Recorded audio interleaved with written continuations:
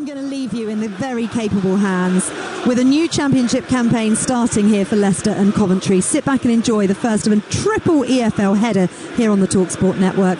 Teams are on their way out shortly. Former Norwich and Crewe striker Dean Ashton and your match commentator Joe Shannon have this one. Thank you, Faye. Shades of blue everywhere at the King Power Stadium and huge flags. We're surrounded by Leicester City supporters. And away to the right in the South Stand, packed with Leicester fans on their feet. It's a sellout crowd today. A banner behind the goal, Semper Idem, meaning always the same. Leicester City fans will be here at the King Power regardless of the division that they're in. And of course this year is all about a push to reach the Premier League. It has been a rip-roaring start to the Championship season, exclusively live on the Talksport network. It continues at a pace here with the Midlands derby on the opening weekend. And how will Leicester bounce back from relegation to the second tier after 9 memorable seasons in the Premier League, including that title win in 2016? And how can Coventry recover from the blow of missing out on the top flight in the playoff final last season? There is a new manager in the dugout at Leicester in Enzo Maresca, an integral part of Pep Guardiola's coaching staff, but now tasked with proving himself as a number one, while Mark Robins, pound for pound, you have to say, is just about as good as you get in the EFL, and Coventry have improved in each and every season of his second spell in charge. It's a chance to lay down an early season marker for both clubs, but who will be quickest off the pace this lunchtime? You're about to hear an almighty roar. 32,000 at the King Power Stadium. 3,000 have made the short trip from Coventry. And here we go. Coventry in the sky blue, Leicester in the royal blue. And we're ready for a royal rumble here on this Sunday lunchtime, live on Talk Sports. Two sides who feel they'll be right up there in terms of contention in the 9 months of highs and lows that lie ahead. Here are the two teams. 5 debutants for Leicester, including Mads Hermansen, the Dane, in goal, Ricardo, Fass, Vestergaard, a first league start in 18 months, and Callum Doyle, who spent last season on loan at Coventry for Manchester City in defence.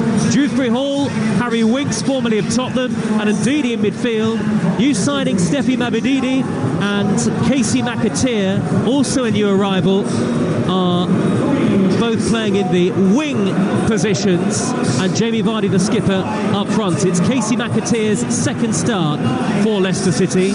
For Coventry City, Ben Wilson in goal, Bobby Thomas, Carl McFadzean and Joel Latabaudiere, the back three. Now Latabaudiere and Thomas are new signings, as is the wing-back Jay Da Silva. Casey Palmer on the other side with Eccles, Hamer and Sheaf in midfield. Godden and Sims, who makes his first Coventry appearance after signing from Everton in the summer, up front. Well, Dean Ashton, we're just about ready to go. All of the build-up for both sides. Such contrasting seasons last year. A new face in the dugout for Leicester. Continuity for Coventry. How do you see it panning out? Well, disappointment from both sides, really, in differing ways, with Coventry obviously missing out on promotion and Leicester being relegated. So, mentally, which one of these sides, which of the players is ready for another season in the Championship? And I think when you're coming up against the Mark Robins side, you know that they'll be ready, you know that they'll be organised, you know that they've done decent business to try and offset Gyökeres leaving. And in Leicester, let's be honest, there's real quality in that side. And is there still another couple of seasons left in Jamie Vardy? Because if there is, watch out, Championship defenders. Well, the noise rings around the King Power Stadium. Jamie Vardy and Carl McFadzean going head-to-head in the centre circle, the two captains. We have lots of live football coming up for you across the day on the Talksport network. At 2:30, Leeds against Cardiff in the Championship. The whole game on Talksport 2. You can hear the first half here on Talksport. At 4 o'clock on Talksport, our focus switches to the Community Shield. Manchester City against Arsenal live at Wembley Stadium. 5 o'clock on 2, Sunderland against Ipswich. Next weekend, the start of the Premier League season. 4 exclusive national radio commentaries from the first weekend. We've got England against Nigeria tomorrow morning in the Women's World Cup round of 16. More live football than anywhere else on national radio. And it promises to be one of the most exciting seasons the Championship has seen. Two sides with big ambitions get their campaigns underway this lunchtime It is Royal Blue against Sky Blue. Leicester against Coventry. A Midlands derby. And of course, at the end of this season for both, the dream of promotion to the Premier League. Every twist and turn of the new campaign, live on Talksport. Coventry, from left to right, get us underway in that sky blue kit. Early touch on the far side for Jada Silva. Pushes it up the far side touchline towards the tall and pacey Ellis Sims. And across comes Wout Faes for Leicester City to sweep the ball into touch. Faes with the curly hair. Leicester have a star-studded bench. I'll give you the both sets of subs in just a few moments. Leicester playing from right to left in the first half towards the north end of the stadium, and in the northeast corner there are 3,000 or so Coventry fans who are making quite a racket already. Casey Palmer on the far side for Coventry, who came so close in the playoffs last season, made it all the way through to Wembley before being edged out by Luton on penalties. And Leicester, with Enzo Maresca standing on the edge of his technical area, about 30-40 rows of seats down below us. A bow, a first game in the dugout, a first game as a manager in English football, lots of coaching pedigree, but the big challenge of the Championship ahead. We've had a minute to play. Leicester 0, Coventry 0, and here's the former England striker Dean Ashton. Well, I talked before the game about Gustavo Hamer. He was magnificent last season for Coventry. Obviously a brilliant goal in the playoff final as well. He's actually started a little deeper than I expected alongside Sheaf. Eccles on the right with Casey Palmer giving that licence just in behind the two strikers, which I would have expected Hamer to have played. I'll see if that develops yet, but interesting to see him a little deeper than I think he should be playing, because he's such a wonderful attacking talent.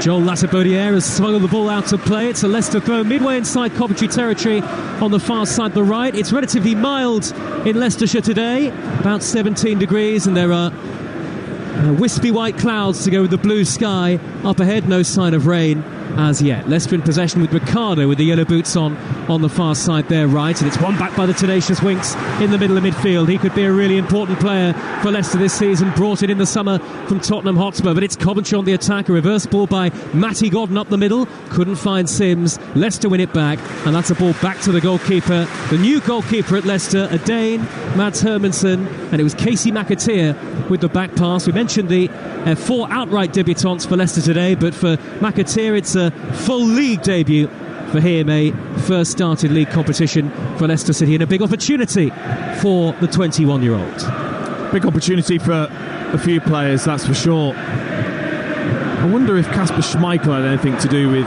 the new goalkeeper. I do wonder. They've had success with Danish goalkeepers in the past. Leicester, Schmeichel, the top contender, poked through the middle by Dewsbury Hall. Mabedini will chase. It was aimed initially at Jamie Vardy, but too much on the pass from Dewsbury Hall, and collected by the Coventry goalkeeper Ben Wilson, who was so impressive last season, winning the EFL Golden Glove, and he's won his race to be fit for the opening game of the season. Leicester 0, Coventry 0. 3 minutes gone, live on Talksport, and a fast and frenetic start. Well, I think that there's the type of play we'll see all season, which is Winks into Dewsbury Hall, looking for that run from Vardy. Vardy just basically turned around, got his head down and just sprinted in behind. He'll fancy himself against McFadzean. Godden collects the ball for Coventry in the left wing position. Now De Silva crosses, headed away at the near post by Wout Faes. It was aimed at Sims, who was the only man in the box for Coventry City there. Scoop forward inside left channel by Carl McFadzean, headed back infield by De Silva, looking to cushion it into the path of Godden. But Wilfred Ndidi, the leggy midfielder, was across to win it back for Leicester City, and he gets the reverse ball on the halfway line and plays a lovely sweeping pass from right to left. Stefi Mabedini, who started his career in the youth term at Arsenal, wearing number 10 for Leicester on his debut, is their edge of the penalty area. Lays it back to Callum Doyle, formerly of Coventry. The cross hits the back of Mabedini, and it's swept away from danger by Godden, high to the halfway line. And the pace continues to be tremendous early on here, as you would expect, I suppose, from an opening game of any new season. Both teams eager to impress. It's a poor ball square, though, by Sims towards Sheaf, and quite straight away, Leicester away on the counter. Winks over the top towards Mabedini. Again, level with the edge of the 18-yard box. Goalless it remains as the sun comes out. Mabedini's deep ball in, headed away at the far post by Latibaudiere before Casey McAteer could reach it. Leicester throw, and there are Leicester fans out of their seats to try and encourage their team. Mabedini already showing that he wants to run in behind, that he wants to stretch that Coventry defence. The only thing is, he's running into that channel that Jamie Vardy loves. Jamie Vardy loves to run into the left channel, making that arcing run. Mabedini there, a couple of great runs, just lacked any real idea or quality at the end of that, but really positive already for Leicester. Dean Ashton with us for commentary today. It feels like it's been no time at all since the end of last season, Dean. Just a blur of holidays. For you, that is. We are straight back into it, and it's great to be back. Here is Dewsbury Hall, left-hand edge of the centre circle for Leicester with that long-sleeve royal blue shirt on. Mabadini looking lively early on, trying to sprint beyond the Coventry right wing-back Eccles. So Eccles has started at right wing-back. De Silva, formerly of Bristol City, out on the left, making his Coventry debut today. And Casey Palmer in a midfield role. Quite a versatile player, Casey Palmer, in support of Sims and Godden up front. And of course, one of the big questions for Coventry and for Mark Robins this season is how they cope with the loss of Victor Gyökeres. He's been so influential from a goal-scoring perspective in the last couple of seasons. Of course, and when they played one striker, he was just so good. He was just so good at that, Gyökeres, to lead the line on his own. So powerful, such a strong runner as well. Clever movement that he had. Ellis Sims is slightly different. I think I've seen him more play as a two, better as a two, should I say. Struggled a little bit at Everton on his own up there. So no surprise to see Godden alongside him. And Dini's won it back for Leicester, who looked lively on the counter. McAteer darting down the right-hand side and turning away from Latibodiere, who came across, and there was a collision between Hamer and McAteer. Referee had a good long look at it and said no. Darren Bond is the referee today. Leicester have it again with Dewsbury Hall, breaking forward 35 yards from goal. The shot is on left-footed, and it's straight at the goalkeeper, who collects down low as Wilson. 6.5 exciting first minutes here at the King Power Stadium, but Leicester 0, Coventry 0 it remains on Talksport, and the Talksport network is your home of the EFL. Throughout the season, no national broadcaster will be providing full live radio commentary on EFL matches. Jamie Vardy, the Leicester captain, battling in the middle of midfield with Latibodiere this time, and a ricochet off the Coventry man. It's a Leicester throw in front of the Coventry fans down by the corner flag. Surprised actually at the moment, the Coventry are being caught out when they lose possession. They're quite open actually, allowing Leicester to counter-attack, which is exactly what they would like to do, to have that space to run into. And Coventry maybe just need to make sure that they're a bit more compact when they do lose the ball. And Dewsbury Hall there, getting that ball out of his feet. He'll be really disappointed actually. He didn't get a better strike, got stuck under his feet. Casey Palmer did well to get back and just put him under a little bit of pressure. Eccles for Coventry, right wing back, putting it up the inside left channel towards the run of Matty Godden. That's a long leg to stretch out and make the tackle from Yannick Vestergaard, who suddenly is back in the fold at Leicester City, having been frozen out, the former Southampton man. His first league start for Leicester since January 2022. As Hamer hangs up a high cross for Coventry towards the far post. Hamer, who has a year left on his Coventry contract, a lot of rumours surrounding his future. And now Ben Sheaf, formerly of Arsenal, steering the ball to the left-hand channel, the far side, the left wing for Coventry and De Silva. Palmer is dispossessed in midfield though by Ndidi. Ndidi looks quickly to the feet of Jamie Vardy, who flicks the ball up into the air, trying to spin it back round into Coventry territory, but nobody's there in royal blue, and the sky blues, Coventry City, have it back. Hamer crossfield, right to left to find De Silva. Good close control. Now Casey Palmer breaking to the penalty area. Cross takes a deflection off Ricardo. That'll be a Coventry corner. First of the game. Leicester fans behind the goal, I think, felt it should have been a goal kick. That's the only thing that Harry Winks won't necessarily give you, which is that genuine alertness in defensive situations, because that's a couple of times now Casey Palmer's just drifted into a nice position and collected that off the wing back, and Harry Winks hasn't just got himself across. That's where Ndidi's normally so good, but then again we've seen some really good play already from Ndidi when he can stride forwards and intercept. Gustavo Hamer, such an influential figure for Coventry last season with the in-swinging corner, and it almost caught out the back-pedalling goalkeeper, who managed to fling himself backwards towards his own goal line. In the end, it's straight out of play via Hamer. There was no touch from Hermansen, the Dane, in goal for Leicester City, but it was a devilish in-swinging corner from Hamer, deep to the far post, and I have to say, had that ended up on target, Dean, I think it would have been 1-0 to Coventry. I think you're right. I don't know whether it's something they've looked at, because Hamer looked like he really wanted to whip that in towards that far corner, whether they've just watched the new Leicester goalkeeper in pre-season and where his starting position is. It was a delightful delivery. Actually, he probably can ask his teammates why they weren't on the end of it at the back post. Lovely ball up the middle by Fast to find Dewsbury Hall. Leicester breaking forward in spades. It's played left to Mabadidi, left on the edge of the penalty area, twisting, turning, shooting from an angle, and it's blocked on the slide by a stretching Bobby Thomas, making his Coventry debut today, having joined from Burnley in the summer, and it's Leicester's turn to win a corner. Well, they've got a problem, Coventry. They can't allow Dewsbury Hall that amount of space in the middle of the pitch just to run towards their goal and expose those three centre-backs who have to step out eventually. And in the end, it was a little bit slow from Mabadidi. Could have just done things a little bit quicker to get that cross in. Flooding forward there, Leicester. Royal blue shirts, left, right and centre. They have plenty in the penalty area now. Coventry have brought everyone back. Dewsbury Hall, left-footed delivery, hung up high, deep to the far post, maybe too much on it. Callum Doyle, who's being booed by fans of his former team. Coventry was on loan at Coventry last season and was influential in their run to the playoff final. Doyle's ball in field. He's on loan at Leicester from Manchester City. 0-0 the score. And now Ricardo in the centre circle. Leicester have been forced back to the halfway line. We've had 11 minutes, both managers in tracksuits, both patrolling the near side touchline, standing almost on a blue carpet at the base of the main stand. Here comes McAteer for Leicester. His first touch wasn't good. De Silva there to block him off, but De Silva then wrestles McAteer to the ground, arms all over him, and Leicester free kick midway inside the Coventry half. Yeah, no James Maddison anymore for these set plays, so Dewsbury Hall looking like he's going over to take this. I think if anyone's wondering why Callum Doyle is playing left back, he has played there before for Coventry, but actually what he's doing is it means then he can drift inside, make a back three and allow Ricardo Pereira to do this new modern right back that comes into midfield, which he's done so far. Dewsbury Hall places the ball on the ground. He floats the free kick high into the penalty area. Doyle at the far post, headed away by Ellis Sims. Now it's come back to McAteer for Leicester City. First league start for the club that he joined at the age of 8 today. McAteer, tall for a wing player.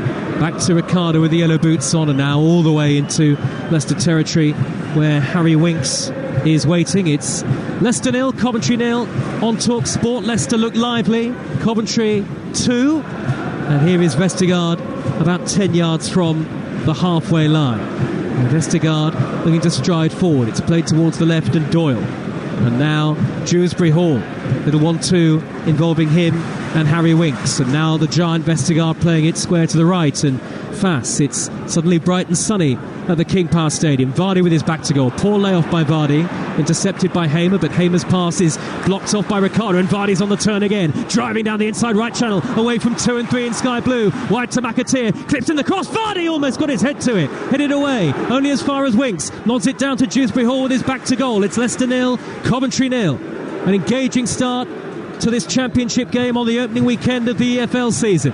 Here goes Ndidi, down by the dead ball line, pulls it back across. Leicester City win themselves another corner. Leicester looking dangerous. Yeah, probing well Leicester. Harry Winks and Dewsbury Hall combining beautifully. I think they'll enjoy that this season. Those two playing little triangles in and around the Coventry midfield, then release Ndidi, who made a really clever third man run, just couldn't quite get the cross in. A good block. 3 big defenders, Doyle, Fass and Vestergaard, who, as Dean said, will be forming a back 3 in possession on occasion, all forward for this corner. Swung in by Dewsbury Hall, up towards Vestergaard, and that's going to go behind for a goal kick to Coventry City. Scoreless it remains on Talksport. And are they going to extra time in the round of 16 at the Women's World Cup? Sweden against the USA. Talksport, Charlotte Richardson. It is Sweden 0, USA 0. We're into the second half of extra time. A legend replaces legend for the current world champions. Alex Morgan replaced by Megan Rapinoe, who fills in on the left, so Sophia Smith can play more centrally, and that has sharpened the US attack. They look the more likely to score, but Sweden still very much in this knockout game. Sweden 0, USA 0. Thanks, Charlotte. Forward by Winks, the edge of the penalty area. Vardy looking to spin and turn. And then a shot by Ricardo. A snapshot from a central position. We've seen Ricardo occupy that area of the field throughout the game, throughout the 14 and a half minutes so far. But it was an easy gather for Ben Wilson there, Dean. Yeah, I mean, as soon as they win the ball, he goes in alongside Harry Winks in midfield, and then obviously gets himself forward, as he did there, waiting for anything just to come his way. It dropped nicely for the volley. pretty simple in the end for someone of the quality of Wilson, who they'll be delighted is fit. There's a lovely flick header by Godden, who gets it back from Hamer. Godden tried to play it towards the inside left channel, and Hamer again caught on the penalty area, wrestling that through Ricardo. Ricardo slides in, but it's come back to De Silva, chips in the cross, and the header away by Doyle right in front of his own goal. One or two hearts in mouths from the Leicester City fans, and the supporters in the director's box immediately to our right there, because just for a second, Dean, it looked like Doyle was going to head back towards his own goal rather than away from it. It was actually a good clearing header. It was at the end the ball out of play. It was an illusion is what it was. It did look like he'd headed it into his own goal, because it was level with RI line and the crossbar. Good header away, actually. He was the only defender left, Doyle, and he had to make sure. A quick word for Jamie Vardy with Enzo Maresca. Vardy starting through the middle, the Leicester City captain today. Winks ball forward to Ndidi, spinning and turning just left of centre, about 30 yards from goal. It's swept away from danger though, high upfield. Intelligent ball by Bobby Thomas, the Coventry centre half, and it's the striker Sims who's chasing. Wout Faes gets across from centre half for Leicester City. Well, it's been a really exciting and very high tempo Midlands derby so far. Leicester 0, Coventry 0, and you can see why early on, Dean Ashton, these two are up there, in Leicester in particular, with the favourites in the Championship this year. Yeah, I mean, both sides have got quality players, and at this level they should do very, very well. Very different styles in terms of Leicester have got that real quality playing through, and then Coventry are trying to be a little bit more direct in towards Sims and Godden, and then play off the two forward players. Sims needs to do better down the channel, left hand side there with Wout Faes, and just tried to outrun him.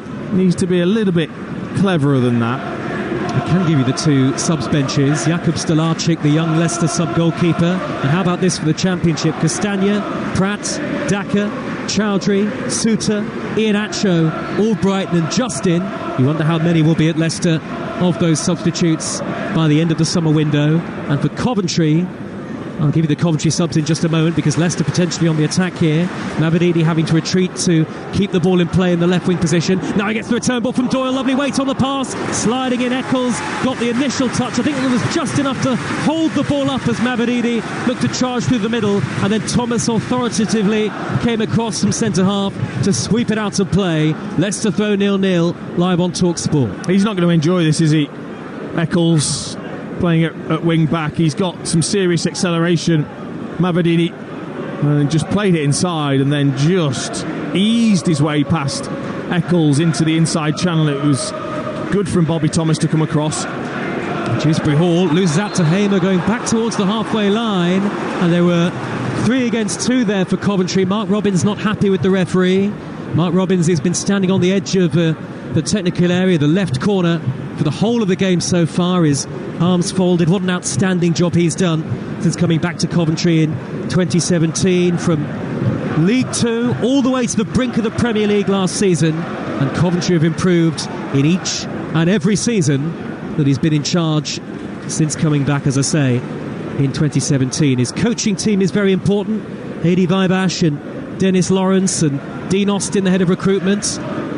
Here is Dewsbury Hall for Leicester, left of centre, midway into the Coventry half. The Leicester side playing some lovely stuff early on, who expected a free-flowing style under Enzo Maresca, but Coventry win it back on the halfway line, and Coventry certainly fear nobody. That's a loose ball though by Palmer, that's collected by the Leicester goalkeeper Hermanson on the edge of his box. Oh, they're going to have to be better than that, Coventry, when they win the ball back, because Leicester are keeping possession very, very well. They're struggling, Coventry, with the movement in midfield. It's almost a box 4 of Ndidi, Dewsbury Hall, Winks and Ricardo Pereira. They've struggled against the 3 in there of their own players, Coventry. But when they win it back, there's got to be a little bit more composure on the ball so far. And the Coventry subs: Collins, the goalkeeper, Obikwu, Howley, Van Ewijk, Bidwell, Wright, Sakamoto, Kelly and Binks. Haji Wright, the American international, who it was confirmed joined the club yesterday.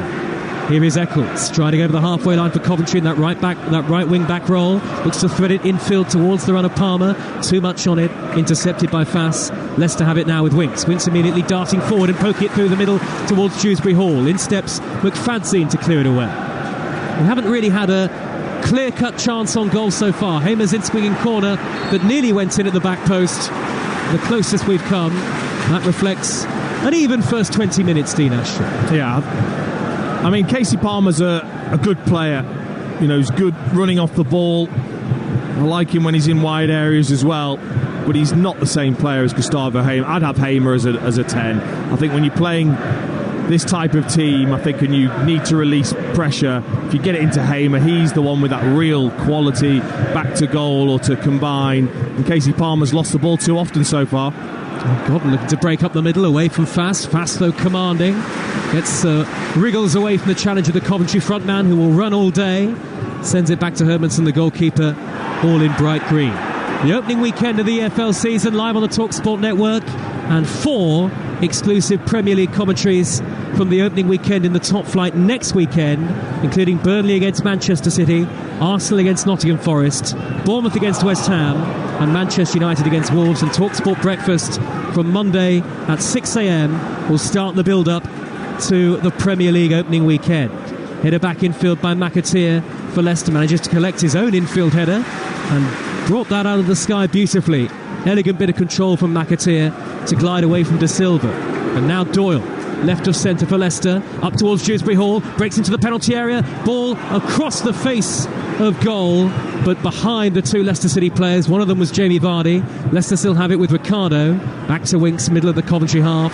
Coventry have virtually everybody back behind the ball. So can Leicester pass and probe? They'll have worked on that, of course, throughout the summer under Enzo Maresca, who strayed way outside his technical area to offer some instructions.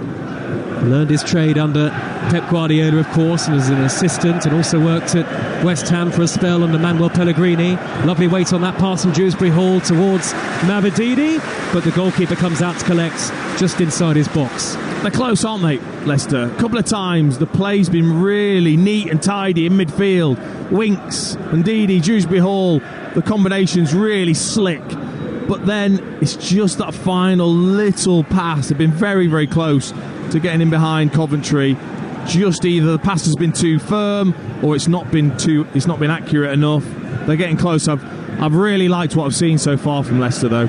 Midway through the first half, Leicester City 0, Coventry City 0. The first league meeting between these two since 2011-2012, and Leicester do have a great record against Coventry in relatively recent years. And Didi breaking forward, right hand edge of the box, early floated ball in, much too much on that for Jamie Vardy, and it's the easiest of takes for Ben Wilson, who kept 20 clean sheets in the regular league season last year for Coventry, and 2 more in the playoff semi-finals. He even managed to score a goal towards the end of last season as well.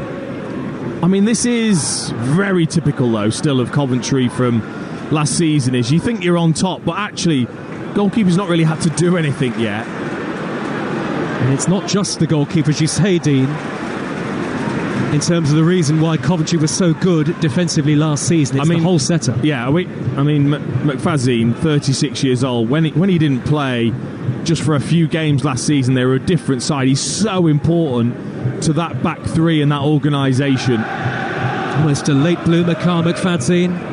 And the likes of Ben Sheaf and Gustavo Hamer as well. Floated forward high up the middle for Leicester towards Ndidi. Right hand edge of the box, he's blocked off by Latabodiere. The angle was against Ndidi on that occasion. Coventry smuggle it away. Sheaf will try and bring the ball under control. It's come back to Dewsbury Hall to smack one goalwards. Blocked by a stretching Hamer. He's hurt himself there. Coventry on the break. De Silva trying to charge towards the halfway line. He's half gone to ground. The referee's played a good advantage. Hamer's now back on his feet, but Coventry have lost the ball, and Leicester are on the attack. End to end, goalless it remains. Doyle's ball infield to Dewsbury Hall, who's seeing plenty of possession and looking very dangerous. Corner of the box, wide to Doyle to drive it across the face of goal, headed away by Thomas this time. Coventry remain resolute. Leicester looking for a route to goal. Yeah, they're just going to have to stand strong at the moment because Leicester are fully on top now in terms of their quality. Again, Dewsbury Hall, who's been outstanding already in this game, thought he'd got a shot away. Gustavo Hamer did brilliantly, by the way, to get across and block. Took a real blow straight into the ribs with the ball. Still not quite recovered. Good noise at the King Power, good atmosphere.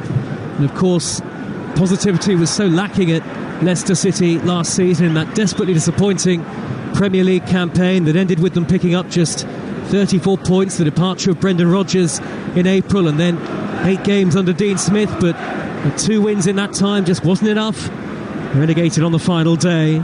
Quite the contrast for Coventry, of course. A wonderful championship season, and so nearly the perfect ending. And Coventry, though, remain outside the top flight, which is where they have been since 2001. Here's Palmer in the centre circle, collects a lovely ball in field and looks towards Matty Gordon through the middle. Gordon touches it on to Sims. Sims inside the penalty area, tackled at the last by Ricardo. Lovely flowing football from Coventry City, very quick to move the ball through the centre of the field. Ricardo got back to whip it off the toes of Sims before he could shoot. Oh, sharp as you like from Gordon.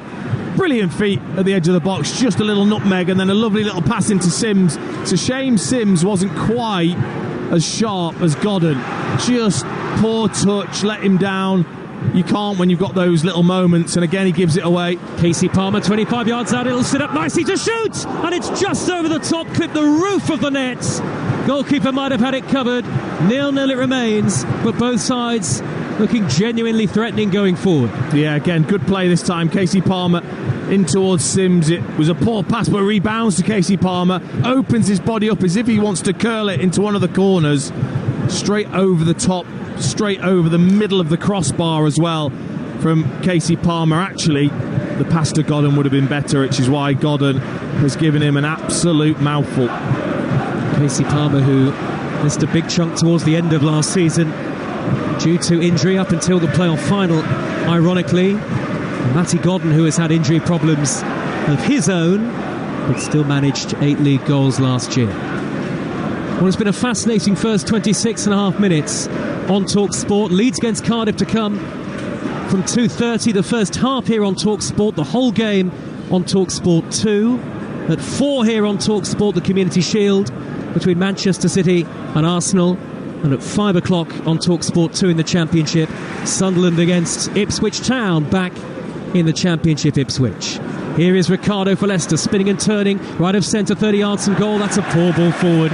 Easy pass it was towards Ndidi, who was running up the right-hand edge of the penalty area, but way too much weight on that from Ricardo, and a goal kick to Coventry away to our left. Enzo Maresca there. He must be frustrated because they played well, Leicester. It's just been those type of moments where the pass or the cross has been overhit or underhit or whatever it is, and he just turned around. He looked like a child that hadn't got his way when he turned to his coaching staff. His face just said everything about how he feels at the moment. He's brought in Willie Caballero as his assistant manager, has Enzo Maresca. He does have experience in a senior managerial role as a number 1, but it didn't last very long for him at Parma. This his first chance as a number 1 in England. Here is Doyle, white boots on, tall left back, left-sided centre half, depending on whether Leicester City have or don't have possession. Back it goes to the centre circle and Vestergaard, and there's a lot of strength in depth for Leicester if they can keep as many of the players that are still at the club as possible. There are question marks over the futures of 1 or 2, particularly those on the bench today. Ricardo dead centre, midway to the Coventry half, onto Dewsbury Hall, edge of the box. He fires in a shot, but it's driven high over the bar and lands in the middle of the stand. And actually, did that take a deflection on its way through? It did. It's a Leicester City corner, their 3rd of the game. Yeah, they still haven't picked him up, have they, Coventry? He's still, I think, just pulling away from the Coventry midfield into a great position, Dewsbury Hall. He'll expect a little bit better from himself, though, still. Steffi Mabudidi will take the corner for Leicester, the number 10. 2 arms up into the air from the near side. Right-footed in swinger, deep to the far post. Goalkeeper hesitated, but then made the save. Instinctive stop from Wilson to deny Doyle. A downward header from a very tight angle. He just threw his hands up to the Coventry goalkeeper. Another Leicester corner from the far side this time. Yeah, he knew he got it wrong, but he quickly rectified that by getting himself back towards that near post, making sure he wasn't beaten there, and just patted it away. Dewsbury Hall in front of the Coventry fans now, left-footed, and again swinging into that 6-yard box. Indeed, he climbs and heads it over the top. So 0-0 here on Talksport, just under half an hour gone And full-time and extra time, nothing can separate Sweden against the United States in the round of 16 at the Women's World Cup. So that is going to penalties. We'll hear from Charlotte Richardson, our reporter, once that shootout is done. Earlier in the Women's World Cup round of 16, the Netherlands 2, South Africa 0, a final score. The Netherlands will face Spain in the quarter-finals. And England in the round of 16, the Lionesses against Nigeria tomorrow morning at 8:30 on Talksport 2. And again, that is a round of 16 tie. The Lionesses down under will have commentary in every one of their matches at the Women's World Cup. Here is Fass for Leicester, 10 yards shy of halfway. The game finally at walking pace, Dean Ashton. Yeah, it is. We're just lacking chances, aren't we? That's the only thing. Yeah. It's been really excellent tempo to the game. Leicester have taken control. Coventry are looking to counter-attack, but we're just waiting for those big chances yet. They haven't been created. You can see that the Leicester boss, the new Leicester boss, Enzo Maresca, has stamped his mark on the team over pre-season as Palmer wins a free kick for Coventry on the halfway line. And a new style, particularly a new style implemented like this one, Dean. There will be bumps in the road, there will be mistakes, but we saw Burnley last season really storm the Championship with a really attractive attacking style of play, and Leicester hoping to do similarly. I mean, look, it can be attractive, but there's got to be substance to it. There's got to be an end product to the great play and the nice, intricate, neat, tidy football that Leicester have played so far. If they get that, they're going to be a hell of a side. So this season, if they remain with the players that they've still got at the club, or most of them, it's just at the moment, as I said, with the manager's face, that he's just frustrated. McAteer, right wing position, lines up across towards Vardy, headed away by Carl McFadzean, so dependable for Coventry at the heart of that back three. And now it's the very talented Hamer, infield to Sheaf, who, again, I mentioned earlier, is going to be one of Coventry's most important players again this season. They're at great ages as well, Hamer and Sheaf, 26 and 25 respectively. And starting to get towards their peak, you would think. Header away by Fass and midway inside his own half. It's dropped neatly for Godden, who touches it on down the left wing, the far side towards the Silver. Sliding in his Fass. That gets a roar of approval from the Leicester City fans. It's full today, the King Power Stadium. Coventry playing from left to right in the first half. Towards the south stand, there are one or two murky grey clouds overhead now. Here is Thomas in the centre circle, the Coventry centre half, breaking up the middle, poking it on towards Sims with his back to goal, back to Thomas, nudges it on quickly to Godden, good football, right at edge of the penalty area, deflected cross, only half cleared, Thomas hammers it over the top, centre half found himself forward, that was miles high and wide, under pressure, albeit. Pretty much made it himself though, didn't he?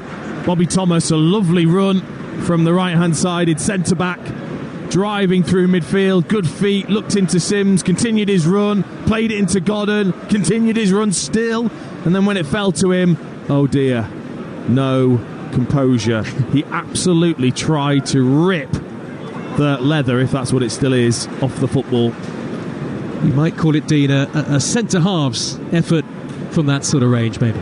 It was proper hit and hope, is what it was. Here's Winks breaking through midfield for Leicester. There are gaps here for Leicester to look to exploit. A lot of space for Ndidi to spray it wide to the right-hand channel, and McAteer level with the edge of the 18-yard box, twisting and turning. Touch a little heavy. Godden came across, and the free kick given in the end. It was a foul by Sheaf on McAteer.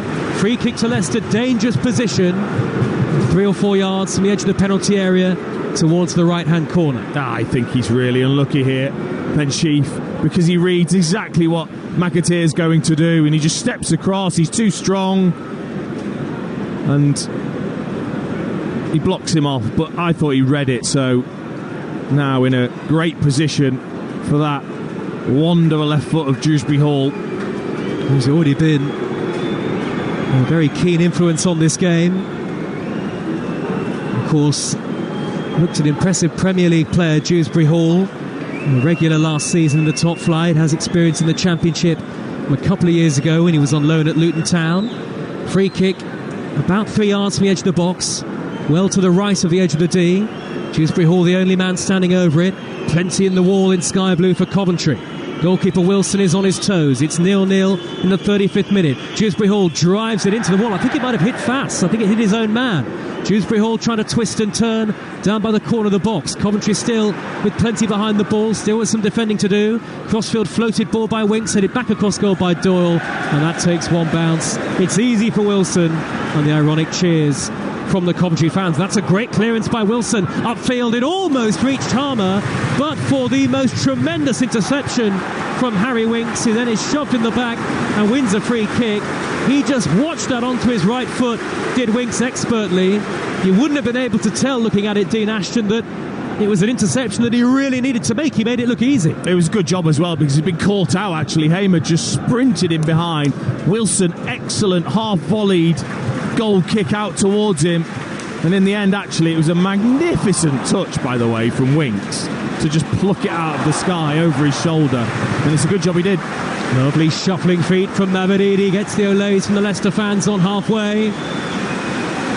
You can hear the roar of the Leicester supporters. They're really enjoying what they're seeing. Enzo Maresca did say before the game about the contrast between the coaching setups at the two clubs. Of course, Mark Robins has been at Coventry for some years now. He's the 5th longest serving manager in the top 4 divisions in England, is Robins. Maresca has only had a few weeks really to work with these Leicester players, but you can see that they've responded to his methods, Dean. And you look at a player like Dewsbury Hall, as we've mentioned on a couple of occasions already, he looks like he's really thriving in that midfield role. Yeah, and I think I talked about the mentality before the game of the players that want to be here and are up for the challenge. And I think everyone in a Leicester shirt so far, you can say, has been that. You know, Fass has been nice and aggressive, which is when he's at his best. Vestergaard looked like he's just really happy to be back and playing. And then Dewsbury Hall has taken on that role, I think, as one of the main men. Long ball up the middle from Vestergaard, but much too long for Ndidi to reach as he tried to break through the middle, and it takes a bounce and goes through to Coventry goalkeeper Wilson in the short sleeves. Now Hamer 10 yards from the halfway line, threads the ball forward, careless pass, intercepted by Vestergaard in front of Godden, and then a tackle from Eccles on Doyle, but Winks is there again to make the interception and win the ball back for Leicester City, and he's got the talent to start a counter-attack. That's a lovely ball inside left channel towards Mavididi, but the flag is up almost in line with our commentary position, which is high at the back of the main stand to the left of the halfway line, and Dean, Mark Robins knew that as well. It was right in front of him. It was really, really good defensive line from Coventry there. Bobby Thomas just made sure that he stood up one step, so he was alongside McFadzean just to catch Mavididi offside. But Jamie Vardy's been quiet. He's probably been the one that you'd expect at this level still. Has he got more to offer? Still been quite quiet, actually. We've not seen those penetrating runs in behind that we're so used to seeing. Just 3 league goals last season for Jamie Vardy, his lowest league tally in a season at Leicester City. That is understandable, really, given the form, of course, last year of the whole club and the lack of opportunities, relatively speaking, that he had, particularly to start matches. Here's Ndidi just shy of halfway. Heavy touch, dispossessed by a sliding De Silva. Now Sims is breaking forward at pace. Corner of the penalty area. Right-footed shot. Blocked off by Ricardo. Had to really dig that out, did Sims. A slightly awkward-looking shot. It's come back to the Coventry number 9, though. Trying to nutmeg Ricardo down by the dead ball line. But Ricardo is having none of that. He shrugs aside Sims. Goal kick to Leicester. Away to the right-hand side with 38 minutes into the game. On the opening weekend of the EFL season, live on Talksport. Leicester 0, Coventry 0, and Dean Ashton is alongside. That's really been their only play so far, Coventry, is that quick ball forwards, and that was the one thing with Gyökeres. He was so good at getting on the end of those balls that were threaded down the channel. He was so strong, so powerful. Sims yet to really show that sort of quality. Obviously, it's so early on in his Coventry career, and I think he'll learn more and more how this team and the manager wants him to play. It's quite a feisty game this at times, not a dirty game, but certainly competitive between these two. And it is a Midlands derby, only 24 miles between the two cities. Here is Fass just shy of halfway line. You can hear the applause of the Leicester fans in the rows of seats in front of us because some of the Leicester subs are warming up. Here is Ricardo moving into midfield again and drifting into the centre circle. Now fast striding forward up the right-hand channel. Casey McAteer with the white and green boots on. Back to Ricardo. And now Vestergaard, 6'6", on the halfway line. A square pass to Doyle, he's still a teenager. On loan from Manchester City. Now Mabadidi, the number 10, poking it forward towards Dewsbury Hall. Back it goes to Doyle. Coventry certainly won't panic. They look well organised as ever. And Leicester, as we've been saying in the game, haven't seriously tested the Coventry goalkeeper Ben Wilson at all. I mean, the structure of the Coventry side, I talked about them being open early on. Well, that's stopped. That has stopped straight away. Mark Robbins, and I'm sure McFadzean has put a stop to that. They're nice and compact. That back five now out of possession, the three in front of them and the two forwards all in their own half, saying, come on, if you want to play that way, see if you can play through us. Here is Winks, the number 8 for Leicester. Little centre circle, about 10 yards into the Coventry half. Wide left to Doyle. As you say, Dean, Coventry just sitting off Leicester until they reach really the middle third of the Coventry half, and then Coventry start to press and the challenges start to come in. Forward by Vestergaard, down the middle once more, cleared away by Thomas for Coventry, and all the way through to the Leicester goalkeeper, Mads Hermansen. What that has done is it has sapped the intensity of the game, hasn't it? The way Coventry are now just sat in, that intensity is gone, that kind of swinging back and forth that we had in the first 10 or 15 minutes, totally gone now with the way that Coventry is set up. Good control by McAteer to collect possession in the right wing and then drift into a central spot. He's trying to maraud from right to left, but his run is being checked by Gordon, and maybe a lack of supporting runs from his own teammates. Winks has got it just inside the Coventry half. Square ball to Ricardo, and Leicester trying to keep that one-touch play going and move the ball quickly. Dewsbury Hall nudges it wide left to Mabadidi, trying to nutmeg Eccles, but credit to Eccles, standing tall to win it back. That's a poor pass though, picked up on by Winks. Winks knew it was coming, but he runs into Thomas. And now Coventry have it back. It's very much a game largely being played in the middle third, this, but Palmer's broken over halfway, up to Sims with his back to goal. Sims's touch is a poor one. Fass will easily whip it off his toes. Now Leicester's chance come forward. Here comes Mabadidi. 3 against 3 here for Leicester, including Fass is forward. Mabadidi goes on the outside, crosses in low, cleared away at the far post, high up into the air. Fass trying to nod it down. He's still up there, the Leicester centre-back, hammered up into that bright blue sky by Eccles. And Coventry get it away from danger, but just for the first time in the game, they looked a little ragged defensively. 0-0 with 3 minutes of the first half to go. Yeah, again, really good wing play from Mabadidi. Just faked as if he's going to cross it with his right foot and then drove down onto his left foot, cut it back. And Wout Fass was the player that was there, just not anticipating that McFadzean might have missed it, and the chance was then gone. A penalty shootout ongoing in the round of 16 at the Women's World Cup. Sweden 4, the USA 4 is the latest score. They're into sudden death. Both teams have missed 2 penalties apiece. As soon as we get a full-time result, we'll bring it to you on Talksport. Remember, England against Nigeria, live on Talksport 2 tomorrow morning in the Women's World Cup. Winks for Leicester, edge of his own box, steers it wide to Doyle. Leicester determined to play out from the back. That, of course, invites Coventry pressure, but Leicester have done it effectively enough so far. Coventry have it on the halfway line, but Mabadidi whips it away from a careless Sheaf. Mabadidi driving forward, he's not making McFadzean. It's a lovely driving run, but then the pass towards the right wasn't a good one in the end. Intercepted by De Silva. Another insight, though, into what you can expect this season from the very dynamic Steffi Mabdidi, who's joined this summer from Montpellier. Now Palmer for Coventry at the other end. He's 30 yards out. He's away from Rinks. He plays it to the right and Hamer. Hamer inside the box. Back to Casey Palmer. Deflected wide. Winks slid in. Goalkeeper was rooted to the spot going the wrong way. And Coventry have a corner. And that's where he's exposed, Harry Winks. He's just not physical enough. Casey Palmer just jinks past him, pushes him aside. He could have taken the shot himself. He ended up passing it out wide. He got it back. Decent looking effort and a vital deflection that almost went into his own goal from Harry Winks, who was then making that recovery. Well, here comes the Coventry corner. Hamer, one arm up into the air. Leicester with everybody back. It's at the south end of the stadium. Driven in low by Hamer to the edge of the box. Missed by Godden. Sims with the shot at the far post. Then McFadzean's there too. That's blocked and turned up high into the sky by Doyle. It's another Coventry City corner. The roar of the Sky Blues fans at the opposite end of the stadium to where all the action's taking place. There were 2-3 snapshots in there. Leicester scrambled it away. Yeah, nicely worked corner, wasn't it? Hamer, nice and low. Someone stepped over it, and then it was just a poor effort. First of all, came off the heel, then Sims, he scuffed his. McFadzean did the same. Well, what can Hamer do with Coventry's third corner? In front of the Leicester fans, he'll be right-footed in and swinging. Players have loaded the 6-yard box. It's a great delivery, headed back across goal. Nobody can get the vital touch. Cleared away only as far as Sheaf, who slices the shot from the edge of the box, and it's gathered by the goalkeeper. The penalty shootout is over in the Women's World Cup round of 16. Who's through to the quarter-finals, Charlotte Richardson?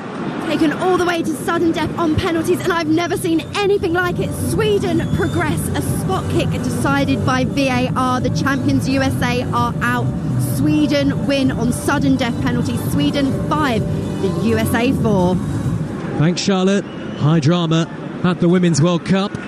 Halfway through a minute of added time at the King Power Stadium. Leicester 0, Coventry 0. This one's on a knife edge. Dewsbury Hall trying to spin and turn. Both sides have had really good spells. It's been very even. Ellis Sims is tearing down the Coventry left, looking to drive in field away from Ndidi. Held up well by Sims, but the pass square towards De Silva, making the underlapping run, was intercepted by Ricardo, and Leicester City have it back. We've seen flashes of real quality from both teams, but nobody's really been able to carve out a really clear-cut chance yet. Ricardo, though, might do so. Great ball to the right. McAteer in the area. Good save by Wilson at the near post. A save you'd expect him to make.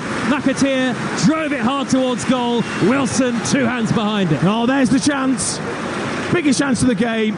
Great ball it was from Ricardo Pereira into the path of McAteer. Takes it out of his feet. Beautiful touch. He faces up Wilson and then strikes it straight towards his face, and he parries it away. Chance gone. And that is half-time.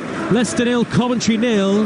And a really exciting first 45 minutes despite the lack of goals. As I say, we've seen flurries of excellent attacking play from both teams. Two teams who look evenly matched and with real potential to be up there in the race for promotion come the end of the season. Leicester back in the Championship, of course, after 9 seasons in the top flight. Coventry, who missed out in the playoff final last year. There have been chances at both ends. McAteer, as you just heard, with the best of them for Leicester, but Wilson was right behind it.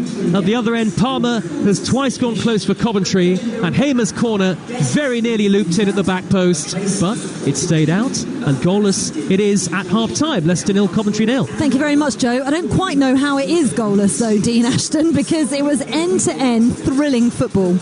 At the start of the game, the first 20 minutes was just excellent, so exciting. That's when I thought there'd be a goal early on. And once that decision, I think, from Mark Robbins to properly shut up shop and make sure that they were really tight, that changed the game then. Leicester then found it more difficult to probe. They were having to go out wide rather than through the middle, where Dewsbury Hall was getting some joy. And then they were having the odd counter-attack themselves, but it changed after about 20 minutes, and that's down to the Coventry manager. Yeah, it felt like the Ricardo Pereira experiment going from right wing to midfield kind of didn't work. He didn't really know what passes to make, and then that kind of came to an end. No, it works so much better in that instance that it just did then, when it happens in one go. So as they play it into midfield, he makes the move, he gets the ball, and then he moves it on. When he went in there and sat in there, it makes it too easy then for Coventry just to get numbers in and around the middle of the pitch and just deal with that. And they did that very, very well in the second part of that half.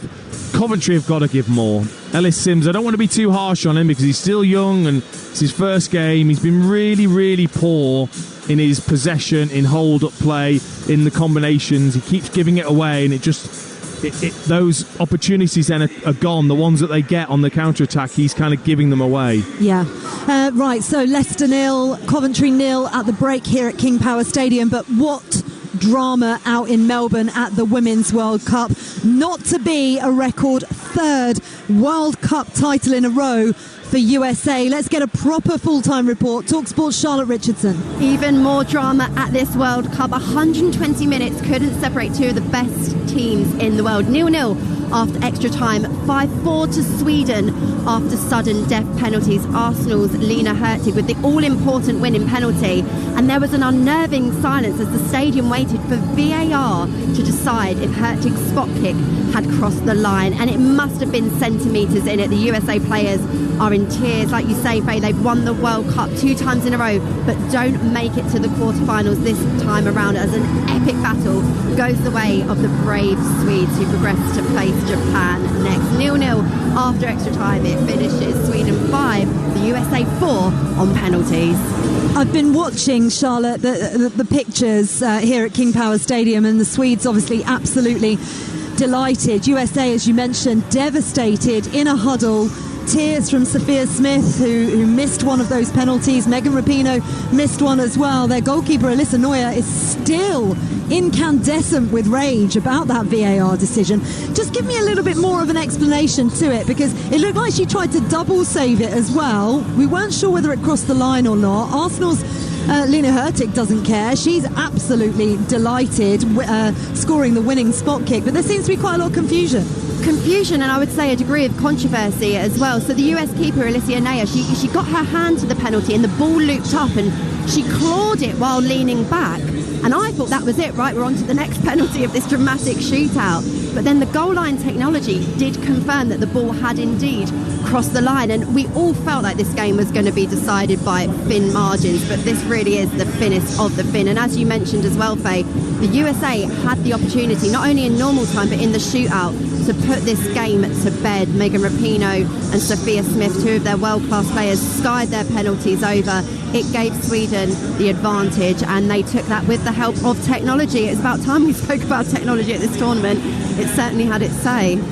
Yeah, and in a positive way if you're a Sweden fan. Absolutely. That's for sure. Thank you very much, Charlotte. Appreciate that. We'll obviously dissect that match on the Women's World Cup Daily Show, which will be on Talksport 2 tomorrow from 6 o'clock. That's going to be following the conclusion of England's last 16 match against Nigeria, which will bring you live commentary of from 8:30 in the morning on Talksport 2 also. Huge game going on at Wembley today in terms of the Premier League curtain raiser. Manchester City will face Arsenal, the top 2 teams in the Premier League last season. Our reporter Anil Kondola is on Wembley Way ahead of the game. Who have you got with you there, Anil? Yes, I'm with 2 Arsenal fans here. Anyone who says the Community Shield doesn't matter, come and have a look at Box Park. So, introduce us. Who are you? Kieran from Kent. Tom from Cardiff. Okay, lovely stuff. Let's get straight into this. How excited are we for the curtain raiser, Arsenal versus Manchester City at Wembley? I think it's a great start to the season. I know everyone says Community Shield, obviously part of the pre-season, but I think it's a massive part to our season. Obviously, coming runners up last season, the City hurt us massively. So trying to get a little bit of silverware today will will mean a lot for the start of the season. Yeah, without a doubt. And look, as he said, Manchester City has proved, unfortunately, the team that didn't quite allow you to win the Premier League last season, but you have your chance to get your revenge today. Of course, Mr. Declan Rice, I've seen his name on many shirts at Box Park today. How excited are you for him and the others to play for the Arsenal today? Yeah, looking forward. I think it's the first time we can see Declan Rice play properly for Arsenal, the likes of Timber as well and Havertz. So yeah, looking forward. We've seen Declan Rice play a lot for obviously England, so it'll be nice to see him replicate that now in an Arsenal jersey, and like Kieran said, hopefully get one over Man City today now. Absolutely. So go on then, gents. What's the score and who's going to be the winner for Arsenal today? Oh, definitely. I think it's going to be quite a close one. 2-1 Arsenal. Going Saliba, back post header, just go on, doing what he does best. Yeah, I'm going to be bold. 3-1. Saka scored twice. And there we have it, Faye. Some very confident Arsenal fans ahead of the big one, the Community Shield at Wembley, live on Talksport. Brilliant stuff. That all kicks off at 4 o'clock on Talksport. Adrian Durham and the team bringing you all the action from Wembley. We've had so much live sport across the Talksport network this weekend. In the early hours of this morning, Talksport brought you live an exclusive commentary of Jake Paul against Nate Diaz. It's been an absolute hit online, and here's how the awarding of the fight sounded. All 3 in favour of the winner, the problem child. Yep, clear victory there for Jake Paul. You know, a couple of those rounds we scored closer, but we had it 3 rounds to Jake Paul on our scorecard. Some of the judges a lot wider than that, but credit where credit's due. The right man won that contest. That was Talksport's Spencer Oliver reacting to Jake Paul's points victory over Nate Diaz. And if you want more reaction to the fight, Talksport.com is your place to visit. Loads of exclusive content and interviews for you. By the way, date for your diary, Tuesday, head of Matchroom Eddie Hearn will be in the studio on White and Jordan to react to the cancellation of Anthony Joshua's fight against Dillian White as well. Right here at King Power Stadium, it is goalless at the break. Not quite sure why. It's been a thrilling 45 minutes of football, and you can see why both these sides are favourites to be fighting for promotion back to the Premier League this season. New Leicester boss Enzo Maresca promised an exciting brand of football, and that's exactly what we're getting. It's Leicester 0, Coventry 0. Second half action coming up here on EFL Game Day Live on Talksport. Much like Talksport Breakfast with Arnold Clark. Part exchange your car and get an extra £500. We love tech that helps make us healthier. Watches that monitor our heart rate. Apps that count our steps. But what about your toothbrush? Achieve exceptional brushing with Philips Sonicare without any extra effort. That's up to 20 times more effective than a manual toothbrush. Find out more at philips.co.uk/Sonicare. There's always a way to make life better. Innovation. And you. Philips. Here for Gillette. Have I got something for you? The Gillette Labs razor has a unique exfoliating bar that clears the path before the blades for effortless shaving in one stroke, leaving you fresh and ready to take on your day in no time. And at Gillette, we promise you that Gillette Labs is the ultimate shave, or, I've always wanted to say this, your money back. Gillette, the best a man can get. 18 plus, retain receipt, terms and conditions apply. TNT Sports is here for fans like you who walk the talk. You're the one who named your firstborn Cluffy. You've got a moggy called Moisey. Your pet parrot's called Pet. Your dog's name is Dalgleish and you never go walkies alone. We get it, because this isn't just football. It's history made, legends born, murals painted, tattoos inked. It's everything. Watch the Premier League and UEFA Champions League live on TNT Sports. There's an easier way to get ready for the new Premier League season. Pick up The Sun on Sunday for a free 32-page Premier League guide, packed with fixtures, facts and stats for all 20 clubs. It'll have you match fit in no time. Get your free Premier League guide today, only on The Sun on Sunday. Worried about how you're going to pay your mortgage? You're not alone. That's why your mortgage lender is ready to offer you support. And everyone can contact their lender for help. All you have to do is reach out. The sooner you get in touch with them, the better. Reach out to your lender by visiting their website today. Reaching out won't affect your credit score. This Sunday, we're live from the home of Smart Energy Use, 3 Acacia Drive, and Davo Peckham's off to a flyer. Batch cooking next week's meals. Oh, nice nutmeg. And now the washing machine's on, then straight into the ironing. A clean sheet for the home side, thanks to the half-price electricity from British Gas. Full time, Davo saved it all for Sunday. Now he can enjoy the football. Get half-price electricity every Sunday with British Gas Peak Save. Sundays 11 to 4, ends 24th of September. T's and C's apply. Smart meter required. Hard-hitting football coverage on 1089 and 1053 medium wave, on DAB, online and on your smart speaker. EFL Game Day Live on Talksport.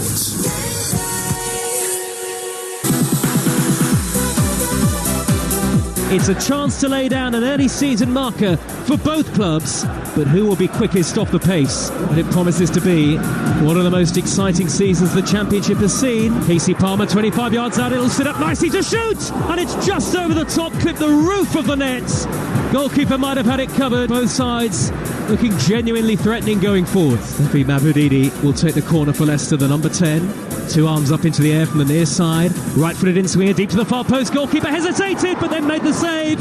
Instinctive stop from Wilson to deny Doyle. But nobody's really been able to carve out a really clear-cut chance yet. Ricardo, though, might do so. Great ball to the right. McAteer in the area. Good save by Wilson at the near post. And goalless it is at half-time. Leicester 0, Coventry 0. This is EFL Game Day live on Talksport. I'm Faye Carruthers. We're bringing you the first of 4 live commentaries on the Talksport network today. Second half action of Leicester Coventry coming shortly. That's followed by Leeds Cardiff. Then at 4 o'clock, join us live from Wembley for the Community Shield between Manchester City and Arsenal on Talksport. While on Talksport 2 from 5, it's Sunderland versus newly promoted Ipswich in the Championship. Just to keep you up to date with what's been going on in all the live football today, the world champions USA have been knocked out of the Women's World Cup on penalties by Sweden. So Sweden go into the quarterfinals to face Japan, one of the favourites. We'll bring you live commentary of England's last 16 match against Nigeria at 8:30 tomorrow morning on Talksport 2. There's more football to bring you as well with pre-season friendlies. We'll get shortly to the Tottenham Hotspur Stadium. In terms of the second half here, Dean Ashton, part of our commentary team, what are you looking to see from these two sides? Well, I think Leicester, I've got to say, have been very, very good in that first half. I thought Winks was excellent. You can see his combination with Dewsbury Hall, Ndidi and Ricardo in that midfield. They're lacking a cutting edge at the moment. Vardy's been very, very quiet. They haven't got the right service to him. So do they stick with him? Do they make a change? Iheanacho is available, Daka as well. And as for Coventry, we need a little bit more from them. They've just been hoping with the counter-attack. Yeah, the Leicester players are out first. Coventry not yet come. We've got time just about to head to the Tottenham Hotspur Stadium and get team news from Ian Abrahams, who's watching Spurs against Shakhtar Donetsk. Is Harry Kane starting, Ian? He is. If reports are to be believed, this could be his last appearance when he starts and he captains the side. Vicario's in goal, Royal, Romero, Davis, Udogie across the back, Højbjerg, Sarr, Maddison, Kulusevski, Son, and through the middle, Harry Kane. So if he is leaving this week for £100 million there or thereabouts, Spurs aren't worried about him getting injured this afternoon against Shakhtar Donetsk. He starts here as captain. Brilliant stuff. Thank you very much. Ian Abrahams there at Tottenham Hotspur Stadium. We'll bring you updates throughout this match of that game. As I said, Leicester out pretty quickly for half-time. They're ready to get started for this second half. No sign of Coventry just yet. I think we've got about a minute or so to go until this second half kicks off. And in fact, there are some of the Coventry players making their way out here. And you want more from them, Dean Ashton. What more can they do? Well, personally, I'd have Gustavo Hamer a little bit further forward as the 10, and you can always bring Jamie Allen into that midfield if you wanted to. And I just think in terms of their bravery, really, that's what it feels like. At the moment, they're content with sitting in their own half and looking to counter-attack. Can they be a bit braver? I think if they allow Harmer to get a bit further forward, he's the one that'll do that. Yeah, those are the thoughts former Norwich and Crew striker Dean Ashton, who's alongside Joe Shennon for second half commentary of Leicester against Coventry. Thank you, Faye. About to get underway for the second half. Leicester in their royal blue, playing from left to right towards the south end of the stadium. It's full today, the King Power. Just over 32,000 packed in, including 3,000 who've made the short trip along the M69 from Coventry City, and Coventry playing from right to left in the second half, all in sky blue. The two bosses, Mark Robbins to the left of the halfway line as we look at it, Enzo Maresca to the right, and we are back off and underway. No changes at half-time for either side. Beneath cloudy skies here in Leicestershire, long raking ball up the middle from the Leicester goalkeeper Mads Hermansen straight away. Ricardo as they look to break that straight through the middle here. Coventry, it's Sims with a terrible shot. There was a long ball hoisted downfield and it caught out the Leicester back four. Sims racing through the middle but showed no composure whatsoever. He sliced it miles wide and that chance is gone. Oh, that was diabolical from Sims. I mean, it's brilliant from Hamer. Spots the run of Sim, plays him in over the top, 1v1. The ball's bouncing, but he's ahead because he's got too much pace. Why doesn't he just control that on the floor, take it into his stride and finish coolly? Tries to hit something on the half volley and just completely spins it 15 yards away from goal, but here he goes again. Down by the dead ball line, Sims crosses left-footed, sliding in is Ricardo to block it. Ricardo, Fass, Vestergaard and Doyle, the Leicester defenders, with Ricardo moving into midfield when they have possession. Dewsbury Hall, Winks and Ndidi in the middle. Mabudidi, McAteer and Vardy the front three. Coventry, Wilson the goalkeeper, Thomas McFadzean and Latibaudiere, all three centre-halves forward for this Coventry corner. De Silva and Palmer the wing-backs, Sheaf, Eccles and Hamer in support of Godden and Sims up front. 0-0 it remains. What a chance that was. Oh, big chance. What a chance. If you asked him to do that 100 times, he couldn't do it any worse. Hamer's in swinging corner from the near side into the 6-yard box, hit it in! Coventry have the lead. Carl McFadzean, captain's goal, flicked header into the corner at the near post, and the Sky Blues have the breakthrough at the King Power Stadium. Leicester 0, Coventry 1. Well, they had their issues last season, terrible issues with set plays, Leicester, and it's happened again. It's a brilliant delivery, though, from Gustavo Hamer. Really whipped that in, and it's clever from the veteran McFadzean. He just starts in and around the goalkeeper. He actually hides behind the goalkeeper. Then he just comes around the goalkeeper, gets himself in at the near post. The pace is on the ball. He flicks it past. Absolutely no chance for Hermansen because he's just too quick. It flashes past him at that near post. And it's set-piece success for Coventry City. Thumping header from Carl McFadzean. And Coventry strike first in the Midlands derby, live on Talksport. And Leicester City back in the Championship after relegation and behind on the opening weekend. Our eagle-eyed producer at half-time spotted Robert Huth, a former Premier League winner, in the crowd. Premier League title winner at Leicester City. They could have used Robert Huth from that set-piece, Leicester there. Set plays have been such a big problem for them in the last couple of years, as you say, Dean. But Gustavo Hamer's delivery was absolutely perfect, and we know how good Coventry are when they have a lead to defend. Absolutely, yeah. I mean, it's about the pace on the ball. It's about the delivery. I mean, McFadzean does the right thing. He jinks in front of the goalkeeper and he lets it just hit his head because the pace is on it and it flashes past the goalkeeper. But if you get the delivery right, I tell you what, it makes a difference. It makes it so much easier to score that goal. Leicester haven't lost in the league to Coventry since 2008, but they are a goal down, and many Leicester fans missed that goal. Arrived late, and in a sense, of course, they'll be pleased that they missed it because it was an opposition goal. But the Coventry fans, loud and proud in the northeast corner of the stadium, lots of sky blue shirts on show, hands above their heads, and they lead beneath the cloudy skies here at the King Power. Leicester with work to do. Vestergaard could be in trouble. Plays it back to his goalkeeper Hermansen, all in lime green. A long clearance over the halfway line. McFadzean, elbows jutting out, tattoos down his arms, is there to head it clear.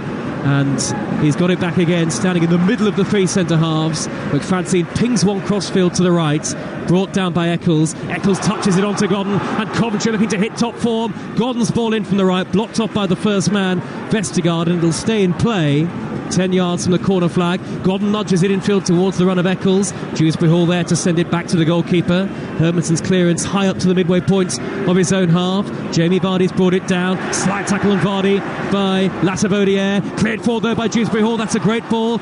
Casey McAteer trying to bring it down. First league start for Leicester City for him. He's held it up well midway inside the Coventry half, but the momentum has slightly gone out of the attack.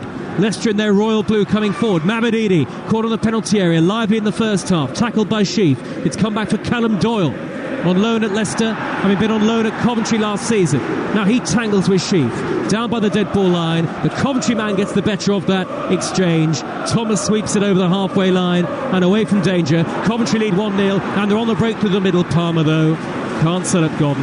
Back to the goalkeeper from Vestergaard, and Leicester and Enzo Maresca, in his first game in charge, have a real challenge on their hands now, Dean Ashton. Oh, they certainly have. The edge has come back in this game, hasn't it? With that goal, it had gone out of it with Coventry tightening things up. All of a sudden, Leicester going to have to come out, leave spaces for the counter-attack for Coventry. Subs from both sides warming up. I'll give you the benches in a moment, but it's Leicester on the attack. Mabudidi, the number 10. Square ball to Ricardo. Dead centre, shoots low. Blocked off by McFadzean. Ricochets up into the air on the edge of the box. That's a high boot by Ndidi. Foul on Eccles. And a free kick to Coventry.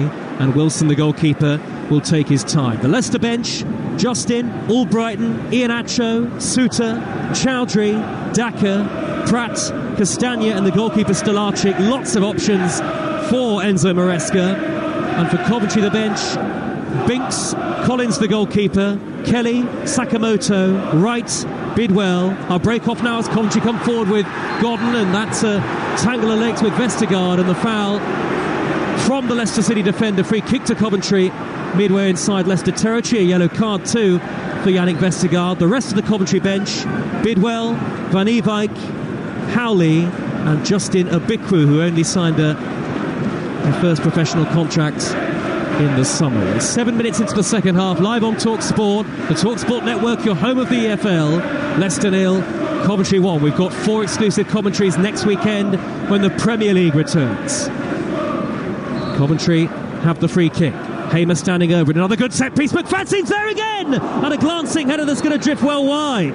And in fact, the offside flag was up anyway. But it's that Hamer-McFadzean combination that nearly proved fruitful once more for Coventry, who lead 1-0 at the King Power. Yeah, I'm not sure if it's him who's offside because he comes from a deeper position and he's not actually. I think it's Sheaf who has just gone too early. And actually, McFadzean would have been onside himself. And he was completely free in the middle of the goal. He just missed it.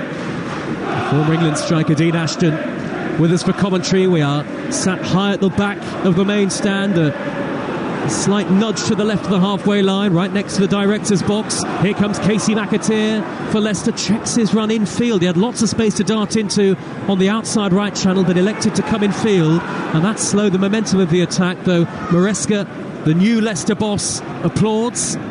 He dispensed with the services of Dean Smith after his short spell towards the end of last season, Leicester, where they weren't able to survive in the Premier League. And Deeney trying to play it through the middle towards Vardy. Great interception on the stretch by McFadzean. They had quite a high defensive line there, Coventry, but it worked out for them. Hamer's touch is a heavy one there. Leicester win it back. Lip of the centre circle, Mabadidi onto Ndidi. Ndidi through the middle, blocked off by Hamer, really had nowhere to go. Winks is there though to sweep it wide to McAteer. Corner of the penalty area, trying to get beyond the chasing defender Latabodiere. Back it goes to Winks. First time cross, slightly miscued. Hit Ndidi, cleared by McFadzean initially. Then Hamer with an intelligent ball to the feet of Godden. He pokes it on to Palmer. Great pace and tempo to the game. Palmer over the halfway line, driving forward towards Fass. Lodges it square, slightly behind Sims. Controls, now into the box, shoots right-footed, and a plunging save to his left by Hermansen. And the Leicester goalkeeper holds on to the ball.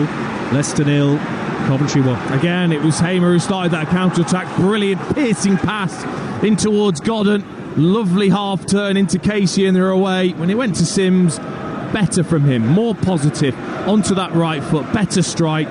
Decent save from Hermansen. This the first of a triple bill from the Championship, live on the Talksport network today. Leeds against Cardiff at 2:30. You can hear the whole game on Talksport 2. The first half will be here on Talksport. 5 o'clock on 2, Sunderland against Ipswich.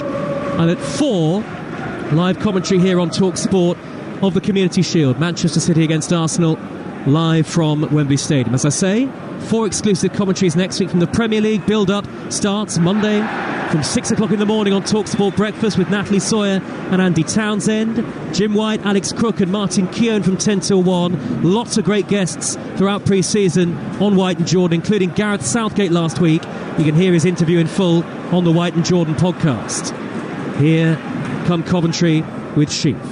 Left of centre, middle of the Leicester half. Very calmly back to Latabodiere. Now Palmer with the pink boots on and the long hair. Steered out wide by Thomas to the far side and Eccles. Coventry look composed. Eccles with the ball in. Hacked away on the half volley. Not entirely convincingly by Vestergaard. Leicester look a little nervous. They're a goal down. Eccles to the right hand side. Opportunity for the cross into the box from Thomas. Hangs it up high. Headed away by Ricardo.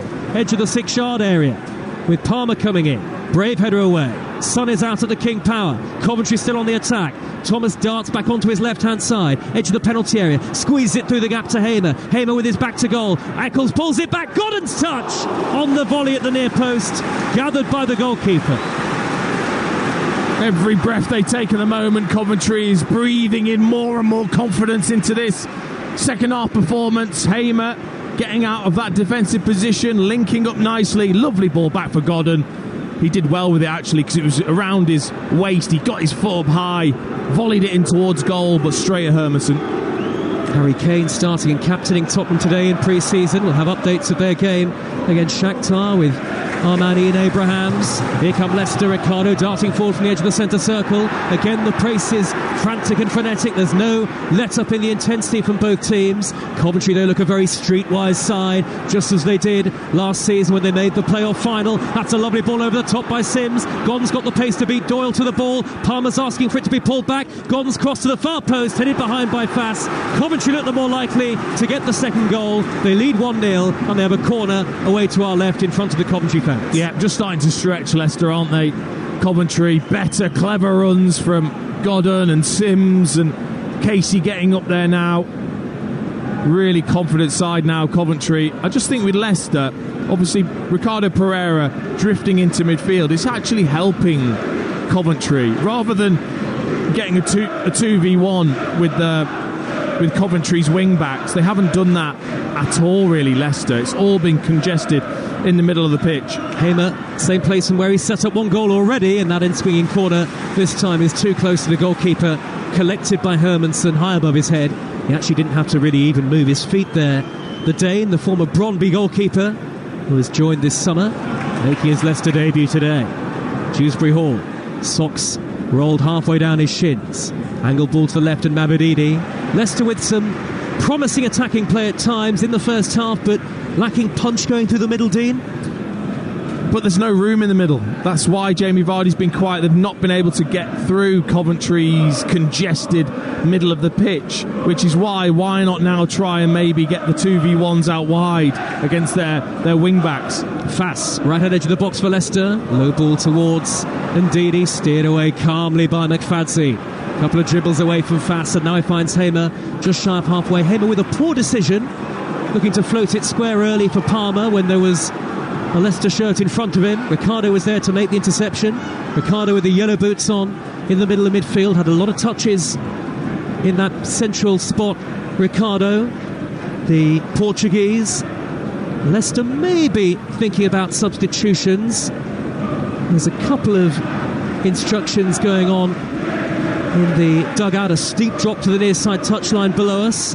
Can't quite see who it is who's getting the instructions. I mean, I would probably take Vestergaard off because he's on a yellow card, bring Doyle into centre-back, put Castagna on and try and get down the sides, and even maybe Iheanacho on for one of the midfield players, maybe Ndidi, and just try to maybe get down the sides a bit more and just open the pitch up a little bit more, because Coventry are happy with it going through the middle.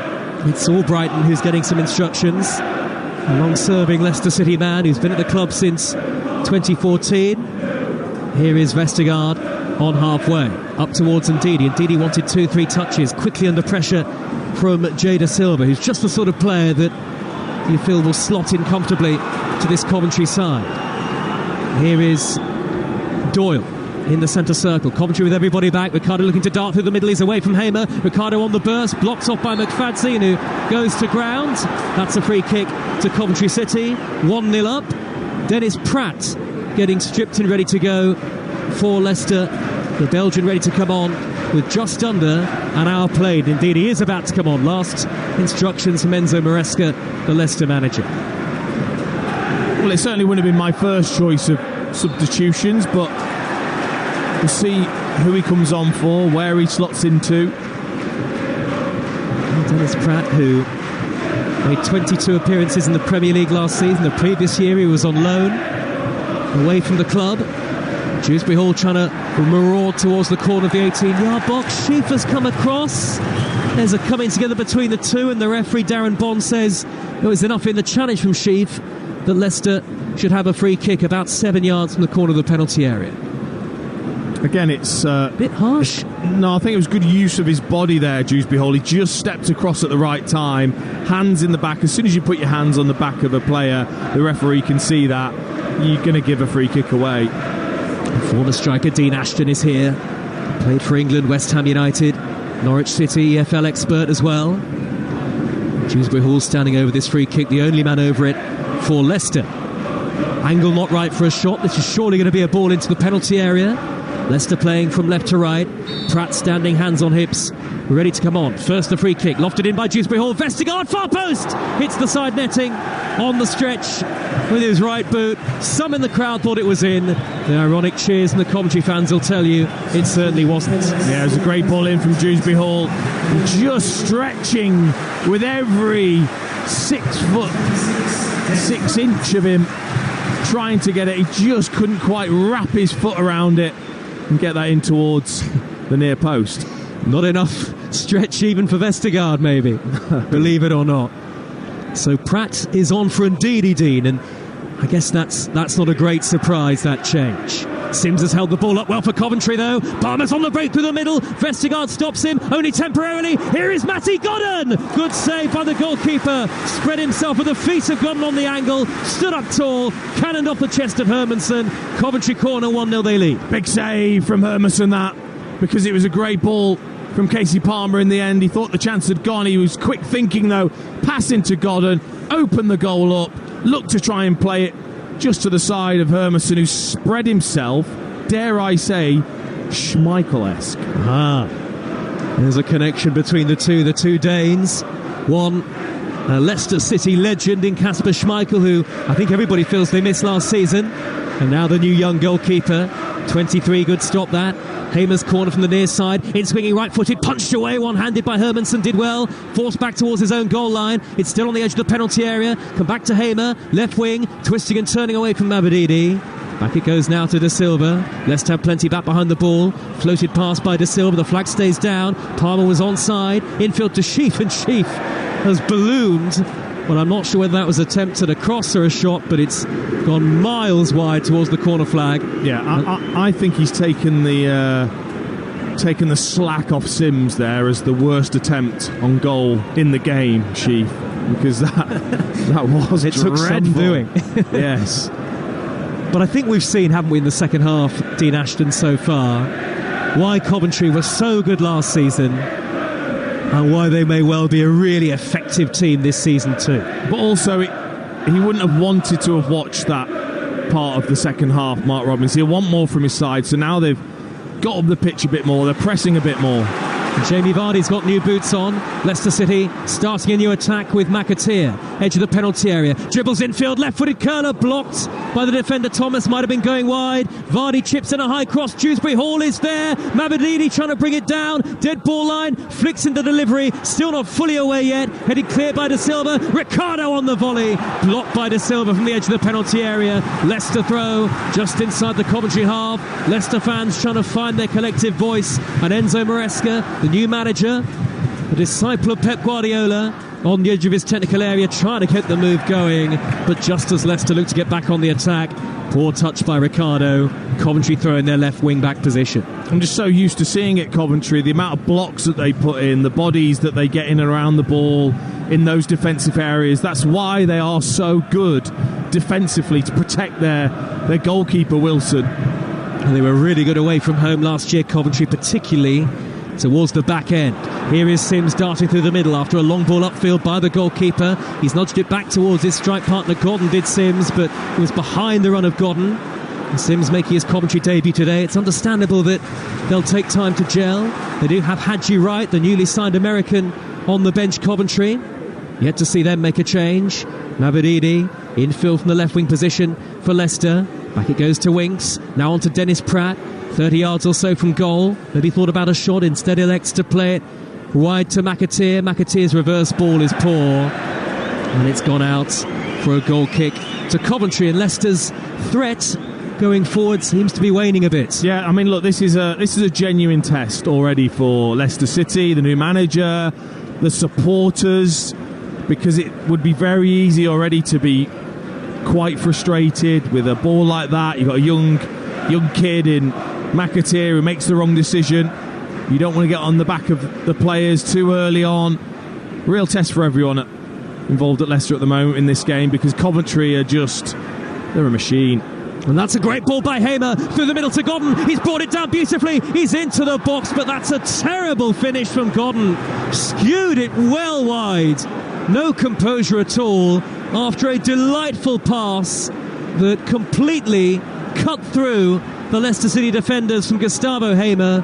Gordon did a lot of the hard work, but the finish was sorely lacking. Oh, the ball was just sumptuous, though, from Gustavo Hamer. Honestly, he barely even looked up, and then he just put this raking ball at about head height straight into the path of Godden, who was between the two centre-backs. And you're right, gone to slash at it with the left foot, bobbled it horribly wide, nowhere near the goal. Brilliant from Hamer, though. And now Dewsbury Hall's on the attack down the middle at the other end. He can't poke it through to Jamie Vardy. Seen hardly anything of Vardy in the game so far. We're into the final quarter of the match. Coventry lead at Leicester by a 1-0, live on Talksport. Leeds against Cardiff to come. The first half on Talksport, the whole of the game on 2. Here is Dennis Pratt. Dead ball line, low ball in! Vardy came in at the near post. There was a sight of goal for Jamie Vardy, but he was well marshalled by Bobby Thomas, who steered it behind for a Leicester corner. He's made a career of this, Jamie Vardy, those darting runs to the near post. Really good play down that right-hand side for Leicester. Dennis Pratt whipping that in towards the near post, and it's brilliant from Wilson. Just sticks his foot out right at the last second to stop Jamie Vardy putting Leicester level. End away to our right, packed with Leicester fans. Whipped in by Dewsbury Hall, the corner to the near post, and it's headed away by Godden. Drops down in the middle of the Coventry half, and Hamer's got the better of Winks. Winks not physical enough there on the ball. Hamer's spread the play onto the halfway line, and Eccles driving forward up the middle. Was he tripped by Doyle? Yes, he was. And the referee maybe could have waited another second to play the advantage, but I understand why Darren Bond did give the free kick. A yellow card out of the pocket of the referee for Doyle, and a free kick to Coventry dead centre. Well, then it ends up being a good decision then from Doyle, doesn't it? Because the referee didn't just allow that to continue for a couple more seconds where Ellis Sims might have been in. They pull it back, and actually it's a good decision from Doyle. Well, we have a triple change coming up for Coventry, including Milan van Ewijk, who has arrived at the club from the Netherlands in the summer, and Hadji Wright, a new signing as well. Liam Kelly, the club captain, is going to come on. Hamer strikes this free kick from about 45 yards, and he's blazed it 10-15 feet over the top. Now, is that a contender? Yes, Dean? it's a the worst effort of the day. A who's who. Well, Coventry, look, in all seriousness, should have scored more. Yeah, they should. Yeah, they might live to regret that. Only a goal down. That free kick was certainly not in shooting range. No, it was a good clearance. Over ambitious, to say the least. Just over 20 minutes to go. Leicester have been much more flat in this second half, and they again haven't forced Wilson. That effort from Casey McAteer right at the end of the first half aside, he's not had much to do. But then this is down to the players, and it's down to the management. You know, Mark Robbins has got it spot on. He figured it out in the first half. He's been more expansive in the second. They've got the lead. They look the better side. They look really dangerous on the break. So it's now down to Enzo Maresca to counteract that with his decisions and his substitutions. It's been a busy day in the football world. Sweden, a dramatic win in the Women's World Cup on penalties against the United States to reach the quarter-finals. Here comes McAteer for Leicester. Right wing position, space to drive into. Low ball across the face of goal, cut out brilliantly by Carl McFadzean. Early contender for man of the match, the goal scorer for Coventry. Coventry have it with Palmer, left wing. Poor ball forward. Not a great run though by Sims. It was easy to mark him there. Fast got in front, and here come Leicester on the break. Pratt, heavy touch on the halfway line, dispossessed by Sheaf. Palmer up the middle straight away to Godden. Godden's held it up with his back to goal, allowed to turn easily. Then a slight tackle from Ricardo comes in. Last touch off the shin of Godden, and it's flown behind for a goal kick to Leicester. They should be further ahead with the chances and the openings that they've now created. Coventry should be 2-3. Leicester looks so open when they are counter-attacked against, and that is a worry. Well, Josh Eccles is coming off, and here comes Milan van Ewijk, born in Amsterdam and now a Coventry City player. Liam Kelly's got the armband from Carl McFadzean. Bright sunshine now in the Midlands, and Kelly is going to replace Gustavo Hamer, and we are going to see a debut for Coventry 2 for Hadji Wright, and it's Ellis Sims who's going to leave the field. I don't think too many of those changes are particularly surprising there, Dean. No, Gustavo Hamer going off, he was slight doubt, wasn't he, for the game leading up to the week. So he's been brilliant, to be honest. Him and McFadzean, definitely the two standout players. So no great surprises to see those changes being made. And Leicester have the ball, a goal down with 19 minutes to go, and it's with the goalkeeper Hermansen. Maybe some activity on the Leicester City bench, but no sign of any imminent further changes for them just yet. Hermansen clears the ball long downfield for Leicester, up the middle, headed away by Latabaudiere in front of Jamie Vardy. You're with Talksport. We've got 4 exclusive commentaries from the Premier League next weekend. Here is Palmer for Coventry, break into a pocket of space, edge of the D, shoots right-footed, blocked by Winks, and the ball is going to spiral away in behind for a Coventry corner in front of those 3,000 travelling fans who've spent the entire game on their feet and singing. They've got to grip, should I say, with Dewsbury Hall as well. He's been quiet in this second half. Coventry, I think Sheaf has just gone across and stood a little bit closer to Dewsbury Hall.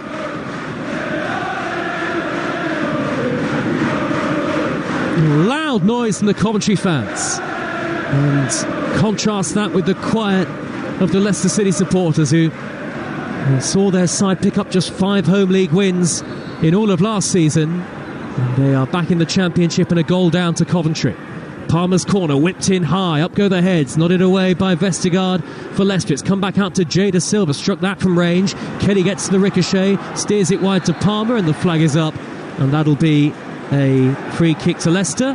We're going to bring on Kelechi Iheanacho very shortly. Not bad, is it, to be able to bring on Iheanacho, top player. I just wonder whether it would be before Vardy or to go and help Jamie Vardy. Well, I do wonder how long some of these Leicester players have got left at the club. Interesting. And some of them, we understand it, on the bench. Iheanacho has had potential suitors this summer, but has remained at Leicester City for the opening weekend. Jamie Vardy's dropped deep into his own half to hold up possession. Wide to Callum Doyle, and that's an overhit pass into the inside left channel. No way that Mabedini was going to be able to reach that. And it's through again to the Coventry goalkeeper Ben Wilson. We've got the Community Shield live on Talksport at 4 o'clock. Manchester City against Arsenal at 5 on Talksport 2. Sunderland, who impressed on their return to the Championship last season, up against Ipswich, Kieran McKenna's second-tier new boys, who were outstanding in League One last year. That's at 5 o'clock on Talksport 2. We're around the grounds on Talksport in the first round of the Carabao Cup next Tuesday and Wednesday. And on Talksport 2 tomorrow morning, England against Nigeria in the round of 16, the Women's World Cup. All of the football and all of the time, and every game matters on the Talksport network. Leicester one-paced, slow on the ball. Vestergaard walking pace, square to Fass. Leicester look like they've run out of ideas a little bit in the second half, Dean. I'm amazed they've not used the wide areas. You know, with Coventry's 2 wing-backs being isolated, why wouldn't you try and get the 2v1s against them? Ricardo continues in that midfield area rather than having the wide area. They haven't brought on a Castagna who could go and play left back, or Justin who could go and play left back instead of Doyle and get forwards. They've got to get back into this game. Well, we did wonder what the change would be. Would Iheanacho come on to help Vardy, or would it be a straight swap? In the end, it's a straight swap. Vardy leaves the field, gives the captain's armband to Ricardo, and here comes Leicester City's player of last season, Kelechi Iheanacho. So no change in the shape, it would seem. What we know is that Iheanacho, he can be super streaky in his goal scoring. When he gets going, he is a terrific finisher. Here is Pratt on the halfway line for Leicester, steered forward by Fass into the feet of Iheanacho. A couple of early touches for him, but he's fouled McFadzean, who stuck to him like glue there. Carl McFadzean gets a high five from Jay Da Silva, and it's his close range header 2 minutes into the second half that continues to separate the two sides, with Coventry a goal up, and there are only 14.5 minutes for Leicester to get an equaliser plus stoppage time. And here is McFadzean, midway inside his own half for Coventry. Forward to Hadji Wright, good turn from the American, on his Coventry debut. Plays it wide to the far side of the field. Van Ewijk will steer in the low cross. Cleared away by Fass from midway inside his own penalty area. And now Mabadini trying to spin and turn. He's got the pace to beat Thomas. Over the halfway line he goes, then checks the run. Does Steppy Mabadini. Goes back on the outside away from Van Ewijk. New faces at both clubs. Here is Winks, middle of the Coventry half. Out wide to Dennis Pratt. Leicester building here. Great cross. Header in! Shrewsbury Hall! 1-1. 14 minutes to go. Pinpoint cross from the substitute Pratt. And there was Kiernan Shrewsbury Hall to nod it home. Leicester 1, Coventry 1. Game on. And it was out wide that it came from. Mabadini originally just turned and roasted Bobby Thomas down that left-hand side, jinked a couple of times, then he opened up, spread the play out to the other side to Pratt, and then I've got to say the quality of both the cross and the header are outstanding. Honestly, Pratt just whips it in towards that penalty spot, and Dewsbury Hall makes a late run inside Bobby Thomas, who doesn't spot him. He just nods it down, skips off the surface and into the back of the net. Just what Leicester needed. 1-1 on Derby Day, this Midlands derby, and it could go either way. Live on Talksport, the twists and turns in the Championship. We'll have more of these across the whole season. Mabadini driving forward. Dewsbury Hall edge of the box. It's Comfrey and Acho. Tackle comes in from Kelly.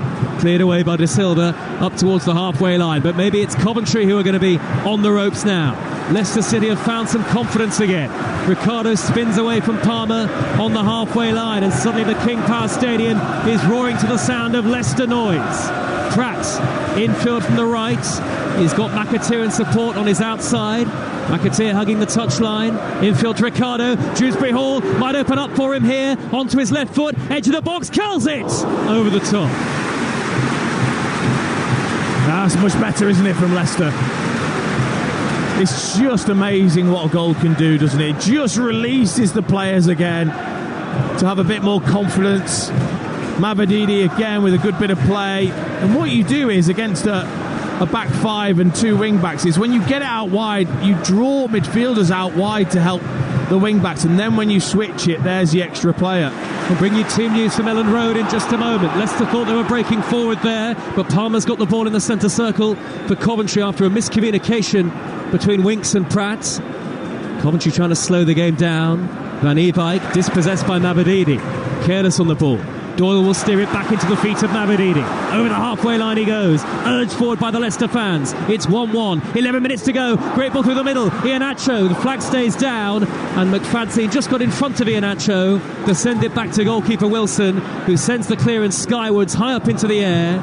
It's largely Coventry on the back foot at the moment, but they are still a potential counter-attacking threat. Winks has fouled right, so let's go to team news from Ellen Road ahead of Leeds against Cardiff. The whole game will be live on Talksport 2, with the first half in full here on Talksport, and your match commentator with the details is Nigel Adler. Yes, good afternoon, Joe. Only 3 of the Leeds team starting today played in their final Premier League match against Tottenham 10 weeks ago. There are debuts for Ethan Ampadu and Archie Gray. And Aaron Ramsey is back in the Cardiff City team as one of 5 newcomers for them. Kick-off here at Ellen Road at 2:30. Thank you, Nigel. Here come Coventry. 1-1 the score at Leicester. Palmer trying to burst through the middle. He's blocked off by Ricardo, and Fass was able to clear. Leicester have a second win. Enzo Maresca watches on, edge of his technical area. Mark Robbins, the Coventry boss, about 10 yards to his left. Casey McAteer's gone down. No free kick given by the referee. 10 minutes left. Coventry now with Palmer, breaking forward 5 yards to the edge of the box. Inside left channel, poor pass, looking to thread it towards De Silva. Cleared away by Ricardo. It's come back to Liam Kelly. Now De Silva clips in a high cross to the far post. Van Ewijk is over it. In front of the Coventry fans, drills it back in from the right. I think it might have taken a deflection. Gathered easily by Hermansen. Well, this is the classic ebb and flow, the momentum swing that we just love in football, Dean Ashton. I know, you just thought Coventry looked so comfortable. Leicester and the crowd were getting frustrated, and then that bit of quality that they've got in their side, Leicester, was produced. And again, game's changed. It's now Coventry who look like they've just lost a little bit of their edge. Here's Fass with the curly hair and the red boots for Leicester. Steers it infield to Ricardo. Ricardo now to Winks. Winks on the halfway line. Clipped by Palmer. His heels. And he was sent sprawling there, Winks. Referee plays a good advantage. Nabadidi back to the halfway line, and Doyle, first time pass to Dewsbury Hall, who's played a leading role for Leicester City today, getting them the equaliser. 1-1 is the score. Pratt on the halfway line, back to Ricardo. Neat, quick football from Leicester. They have a free kick. And the question now for Leicester followers will be, can they go on to win the game? It's going to be difficult against a Coventry side that is so resolute. But Leicester suddenly picking passes that they were not for much of this second half. And Dewsbury Hall has won a free kick in a central position. I know, where had that gone? That had stopped. That really quick one-touch play in that midfield area. It's back because suddenly the players have got the confidence back again. Dewsbury Hall collects through to Iheanacho. Iheanacho spins and turns. McAteer, the angle tight, inside the penalty area. Pratt on the overlap. Dinks in the cross. Header looping by Mavididi. Kept in play, was it? It's not in play on the far end. The assistant did raise the flag. It was a looping header by Mavididi that did indeed travel beyond the dead ball line, and a goal kick to Coventry, and their fans can breathe again. That's the slight difference between Iheanacho and Vardy. Iheanacho has definitely got a little bit more back to goal, ball played into his feet. 8 minutes plus stoppage time to go. Leeds against Cardiff at 2:30. Manchester City against Arsenal in the Community Shield is live in full on Talksport. That's a 4 o'clock kick-off. And then at 5 in the Championship, Sunderland against Ipswich. Another fascinating encounter in the second tier. Ipswich back in the Championship. Here is Fass spinning away from right, just about 10 yards shy of the halfway line. Nerves of steel from Fass, and Iheanacho collects and lays it off to Dewsbury Hall through the middle. Fass might get to this. Out came the goalkeeper Wilson, who beat him to it. Fancied that, didn't he, Fass? He thought, shall I? And then he went. Dewsbury Hall nearly with a great pass cutting through Coventry's defence. A rampaging centre half, but now Fass is out of position. Ricardo's trying to get back on the cover. Coventry on the attack on the far side there, right with Sheaf. Jinks away from Vestergaard, corner of the penalty area. Sheaf might have had a pass to play there, but he daddied on the ball for too long. Dewsbury Hall there to wriggle it back away from it. 7 minutes to go. Leicester 1, Coventry 1. Dewsbury Hall wide to Iheanacho, who's made a difference since coming on. Iheanacho, corner of the penalty area. Is he going to go back in field onto his left foot? He does. He's still going. It's Dewsbury Hall! Hits the side netting with a snapshot. Right-footed. Coventry had about 4 in sky blue around Iheanacho. One of them got a tackle in, and then Dewsbury Hall rattled the side netting. Yeah, great break from Leicester. Dewsbury Hall getting himself wriggling away from in that midfield area, playing out to Iheanacho on the right-hand side. He's desperate to get onto his left foot. He does too much in the end, but it fortunately falls for Dewsbury Hall on his right, weaker side, and he just tries to guide it in towards the near post through the bodies, and he's unlucky, just hitting the side netting. We have missed this, Dean Ashton. The sweet sound of the EFL, live on Talksport, the noise of the crowd. And here is Fass nudging it over the halfway line, and McAteer's going to hair after it, but Latabodiere was always the favourite.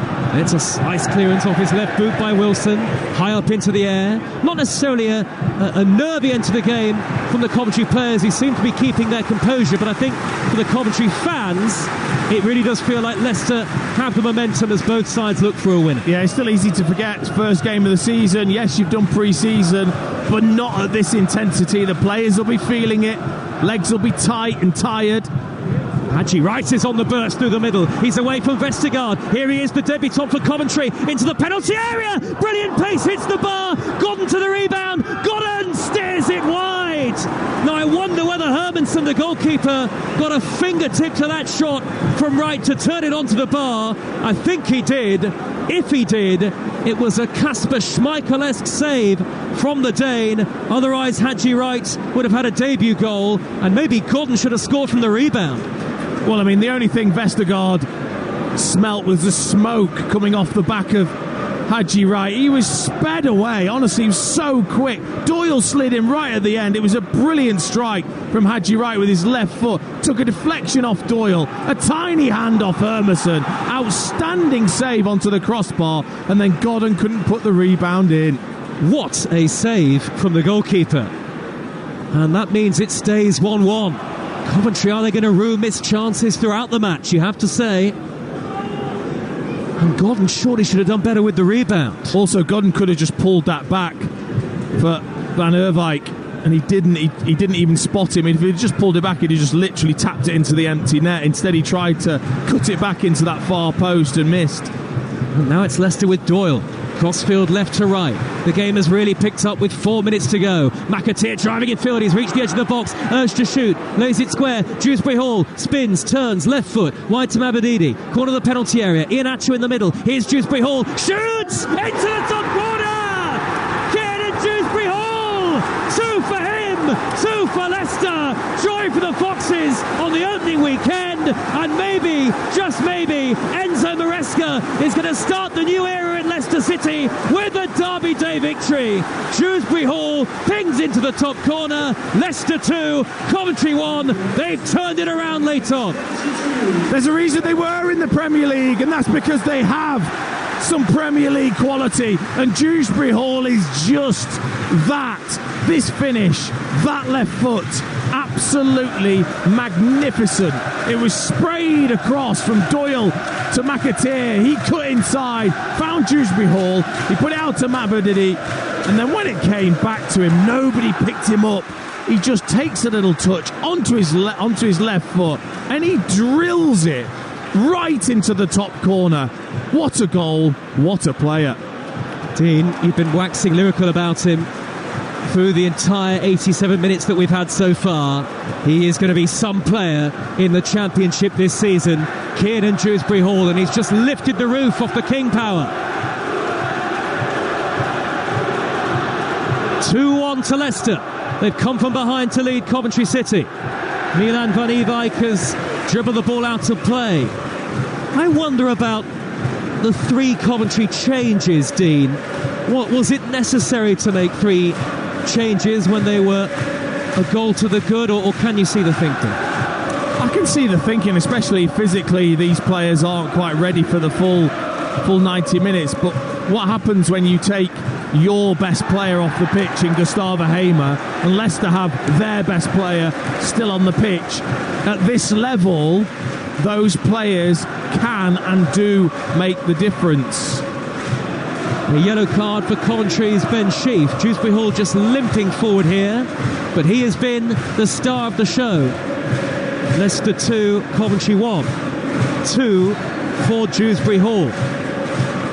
Leicester have it. The free kick shy of the halfway line. Just seeing a replay on our monitor in the commentary position. A sweet strike, clean into the top corner from Dewsbury Hall for the goal that might be the winner. Yeah, he liked that.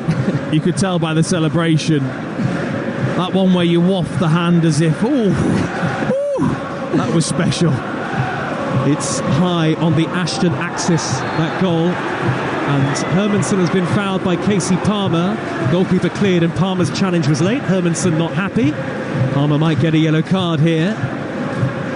Yeah, well, that save looks all the more crucial now, doesn't it? Yeah, it does. Only a minute or so before the second Leicester goal. Brilliant save from Hermansen.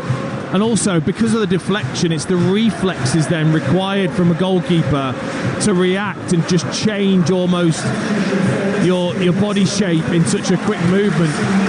Casey McAteer is clearly going to play a big part for Leicester City this season. The academy product, his first league start, gets a standing ovation, and there's a big cheer for Hamza Chowdhury back in the Leicester City setup for the first time in a long while. His first Leicester appearance since April 2022. He spent last year on loan with Watford. Leeds against Cardiff to come.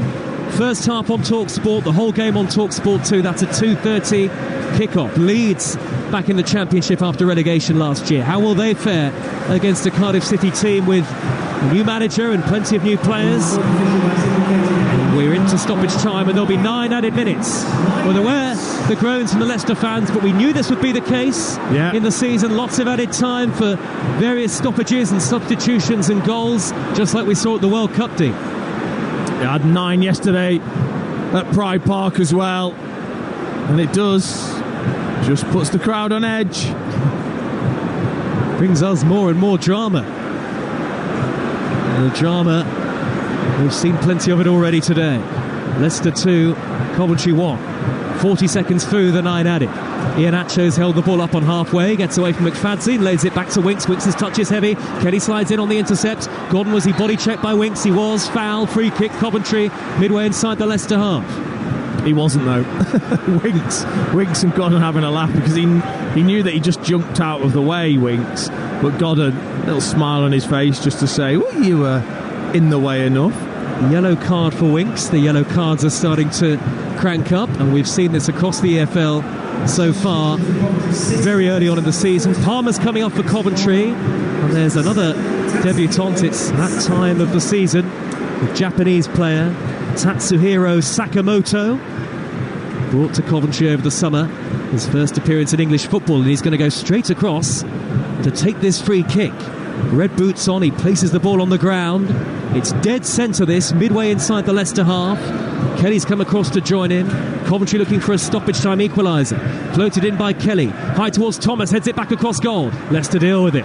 Cleared away by Doyle through a crowd and hooked over his head away from danger. Further cleared by Mabadidi. Mabadidi on the break. Mabadidi charging over the halfway line. Ian Atcho to his right. Mabadidi speeding down the left wing. Held up by De Silva.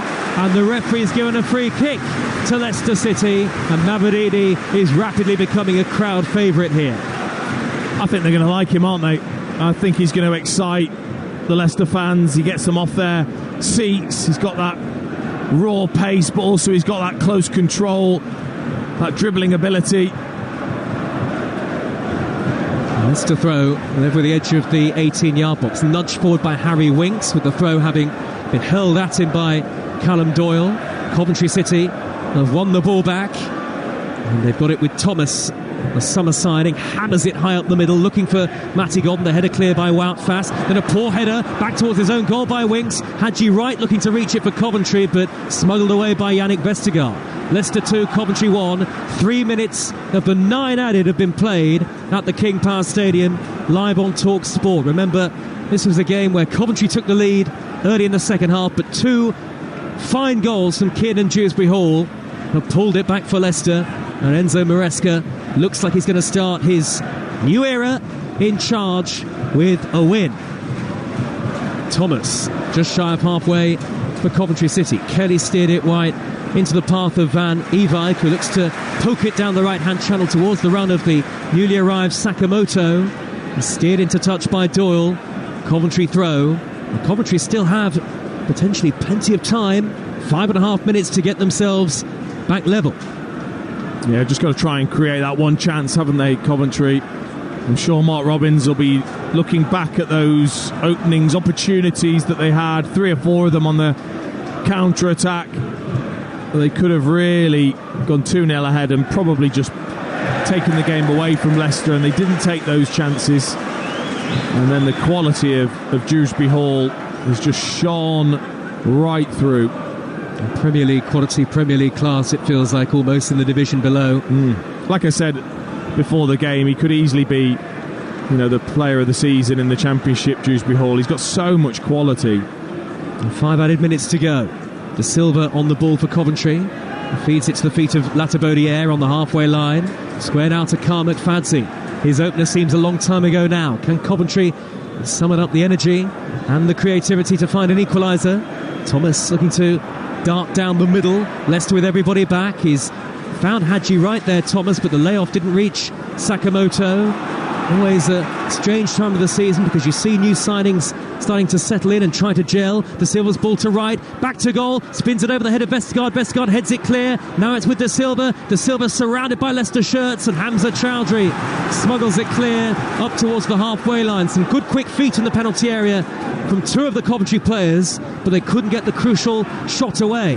95 minutes into the match and 4 more added minutes still to go. Leicester 2, Coventry 1. It remains. Van Ewijk out on the right-hand side in front of the Coventry fans, trying to spin away from Winks. Dead ball line, low cross, and Vestergaard has sliced that behind for a corner. A very nervy clearance. Yeah, I needed a big shout there from Hermansen, who could have just gathered that.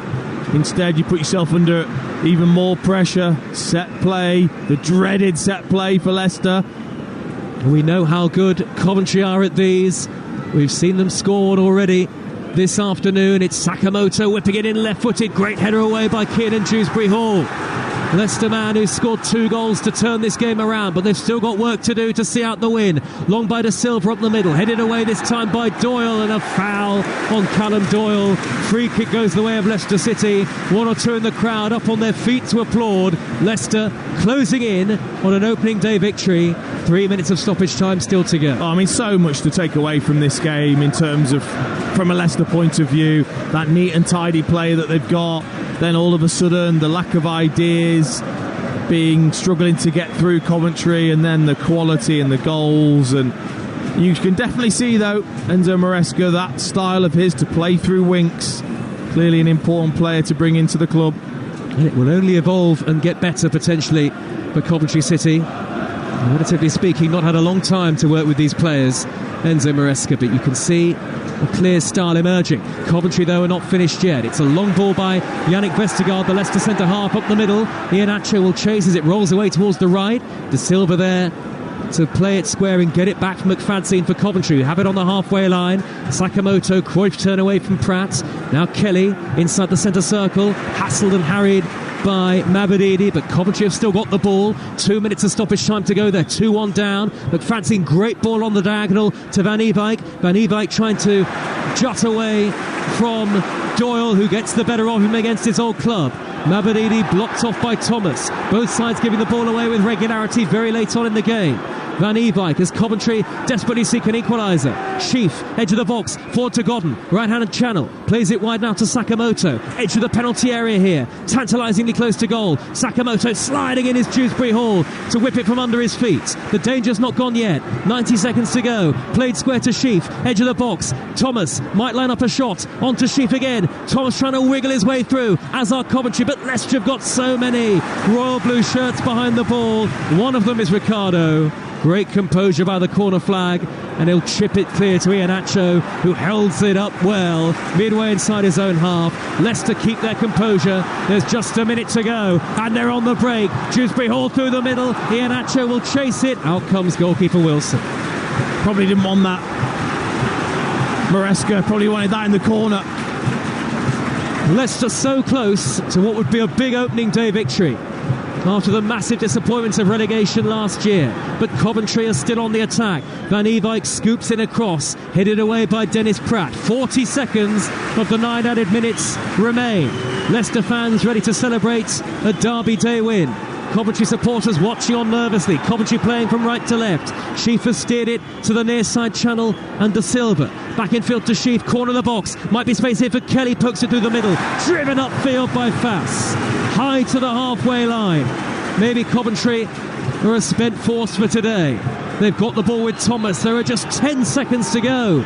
Thomas long up the middle. Header away by Vestergaard this time. Winks will bring it down and keep it under control. He'll charge towards halfway. Plays it back, a poor ball. Straight to right. Right edge of the penalty area. He's away from 1. He's away from 2. He can't get past Chowdhury, though, with an important challenge. Smuggled clear by Fass. This time Winks does hold on to the ball. Leicester 2, Coventry 1. Iheanacho over the halfway line. He's got 2 joining him in the attack. Iheanacho into the penalty area. Plays it square. Great interception on the slide by Thomas. It might not make any difference to the final result. All eyes are on the referee. Leicester nearly had a third on the counter, but the game is nearly done anyway. They're on their feet at the King Power. All eyes on the touchline on Enzo Maresca. The referee says that we're not done just yet. We've had 99 minutes of football. Pratt will take the throw. Deep inside the Coventry half. Back it goes to Ricardo. The final whistle blows. And the Enzo Maresca era at Leicester City starts with a win. A Derby Day victory, and a comeback one at that, against Coventry City, who proved such a tough nut to crack in reaching the playoff final last season. But it's more disappointment to start the new campaign for the Sky Blues, and Leicester, who have high hopes of an instant Premier League return, are off to a winning start. What a thrilling Derby Day game it was. Coventry took the lead early in the first half. Carl McFadzean's glancing header from a corner, but then Kiernan Dewsbury-Hall took control of the game. Expect him to be one of the outstanding players in the Championship this season. 13 minutes to go and he headed home the equaliser, and then after the Leicester goalkeeper Mads Hermansson had made a brilliant stop to deny Haji Wright a debut goal for Coventry, Dewsbury Hall picked out the top corner with 3 minutes to go to settle what has been an absolute thriller. Welcome back, the EFL, this weekend on the Talksport network. It has finished Leicester City 2, Coventry City 1. Thank you very much, Joe Shannon. Joe will be getting all the post-match reaction from down in the tunnel, which you will hear across the Talksport network over the next couple of days, and in the new EFL show with Hugh Wozencroft as well. A few puffed out cheeks, I noticed, from some of the Leicester City fans, Dean Ashton, surrounding us at the moment, because at one point I really thought that they were going to start this opening day for them with defeat to Coventry City, who are maybe ruining a few missed chances. Yeah, I think so. I mean, they had their opportunities, and that's the start of the second half. They were excellent, came out, clearly had a word from their manager, Mark Robbins, and you thought they're well in control. The atmosphere had gone very frustrated from all the Leicester fans. The players were struggling a little bit, and then here comes Dewsbury Hall. Two fantastic bits of quality in terms of the finishing, and it changed the game completely, and that's what they'll need, Leicester. They'll need those quality players at times when things are tough to be able to produce those moments, and today Dewsbury Hall was able to do that. Yeah, Kiernan Dewsbury Hall played for Luton Town on loan for a season, and he was phenomenal for us in the Championship, and we saw his quality in the Premier League, but this is the kind of stage that he really thrives on, and he's going to be really key for Leicester this season, you would think. But the moment of the match for me, we talked leading into the game about Mads Hermansson and his importance, and that fingertip save onto the post from Haji Wright was the moment that the game spun. It was an outstanding save, because with the power of the shot from Wright, the deflection off Doyle's foot, to then react and just get enough on it to parry it onto the roof, the crossbar and down, and not into the back of the net, and then you then go and get that goal at the other end. These moments are key, and Dewsbury Hall will get the headlines, and so he should, but there will be a mention, I'm sure, for Hermansson with that save that was made. That's the life of a goalkeeper, I guess, is that you do that and maybe don't get the plaudits that you deserve, but fantastic save, and I mean, it was a great game, got to be honest. I mean, look, they had 20 shots each, these two teams, and it was decided just by an outstanding strike. It was wonderful to watch from a neutral's point of view, and as the chairman said in his programme notes, a new season presents new opportunities, and this certainly sets a platform for Leicester City to have an opportunity to bounce straight back into the Premier League. I have no doubt both these teams will be pushing for promotion come the end of the season. The raucous crowd optimistic about it, pushed their side over the line ultimately. A long way to go, but Leicester's campaign to get back to the Premier League at the first time of asking starts with victory over a Coventry side with their own eye on promotion. Next here on Talksport, we'll build up to our second commentary of the day. Over to you, Leeds United.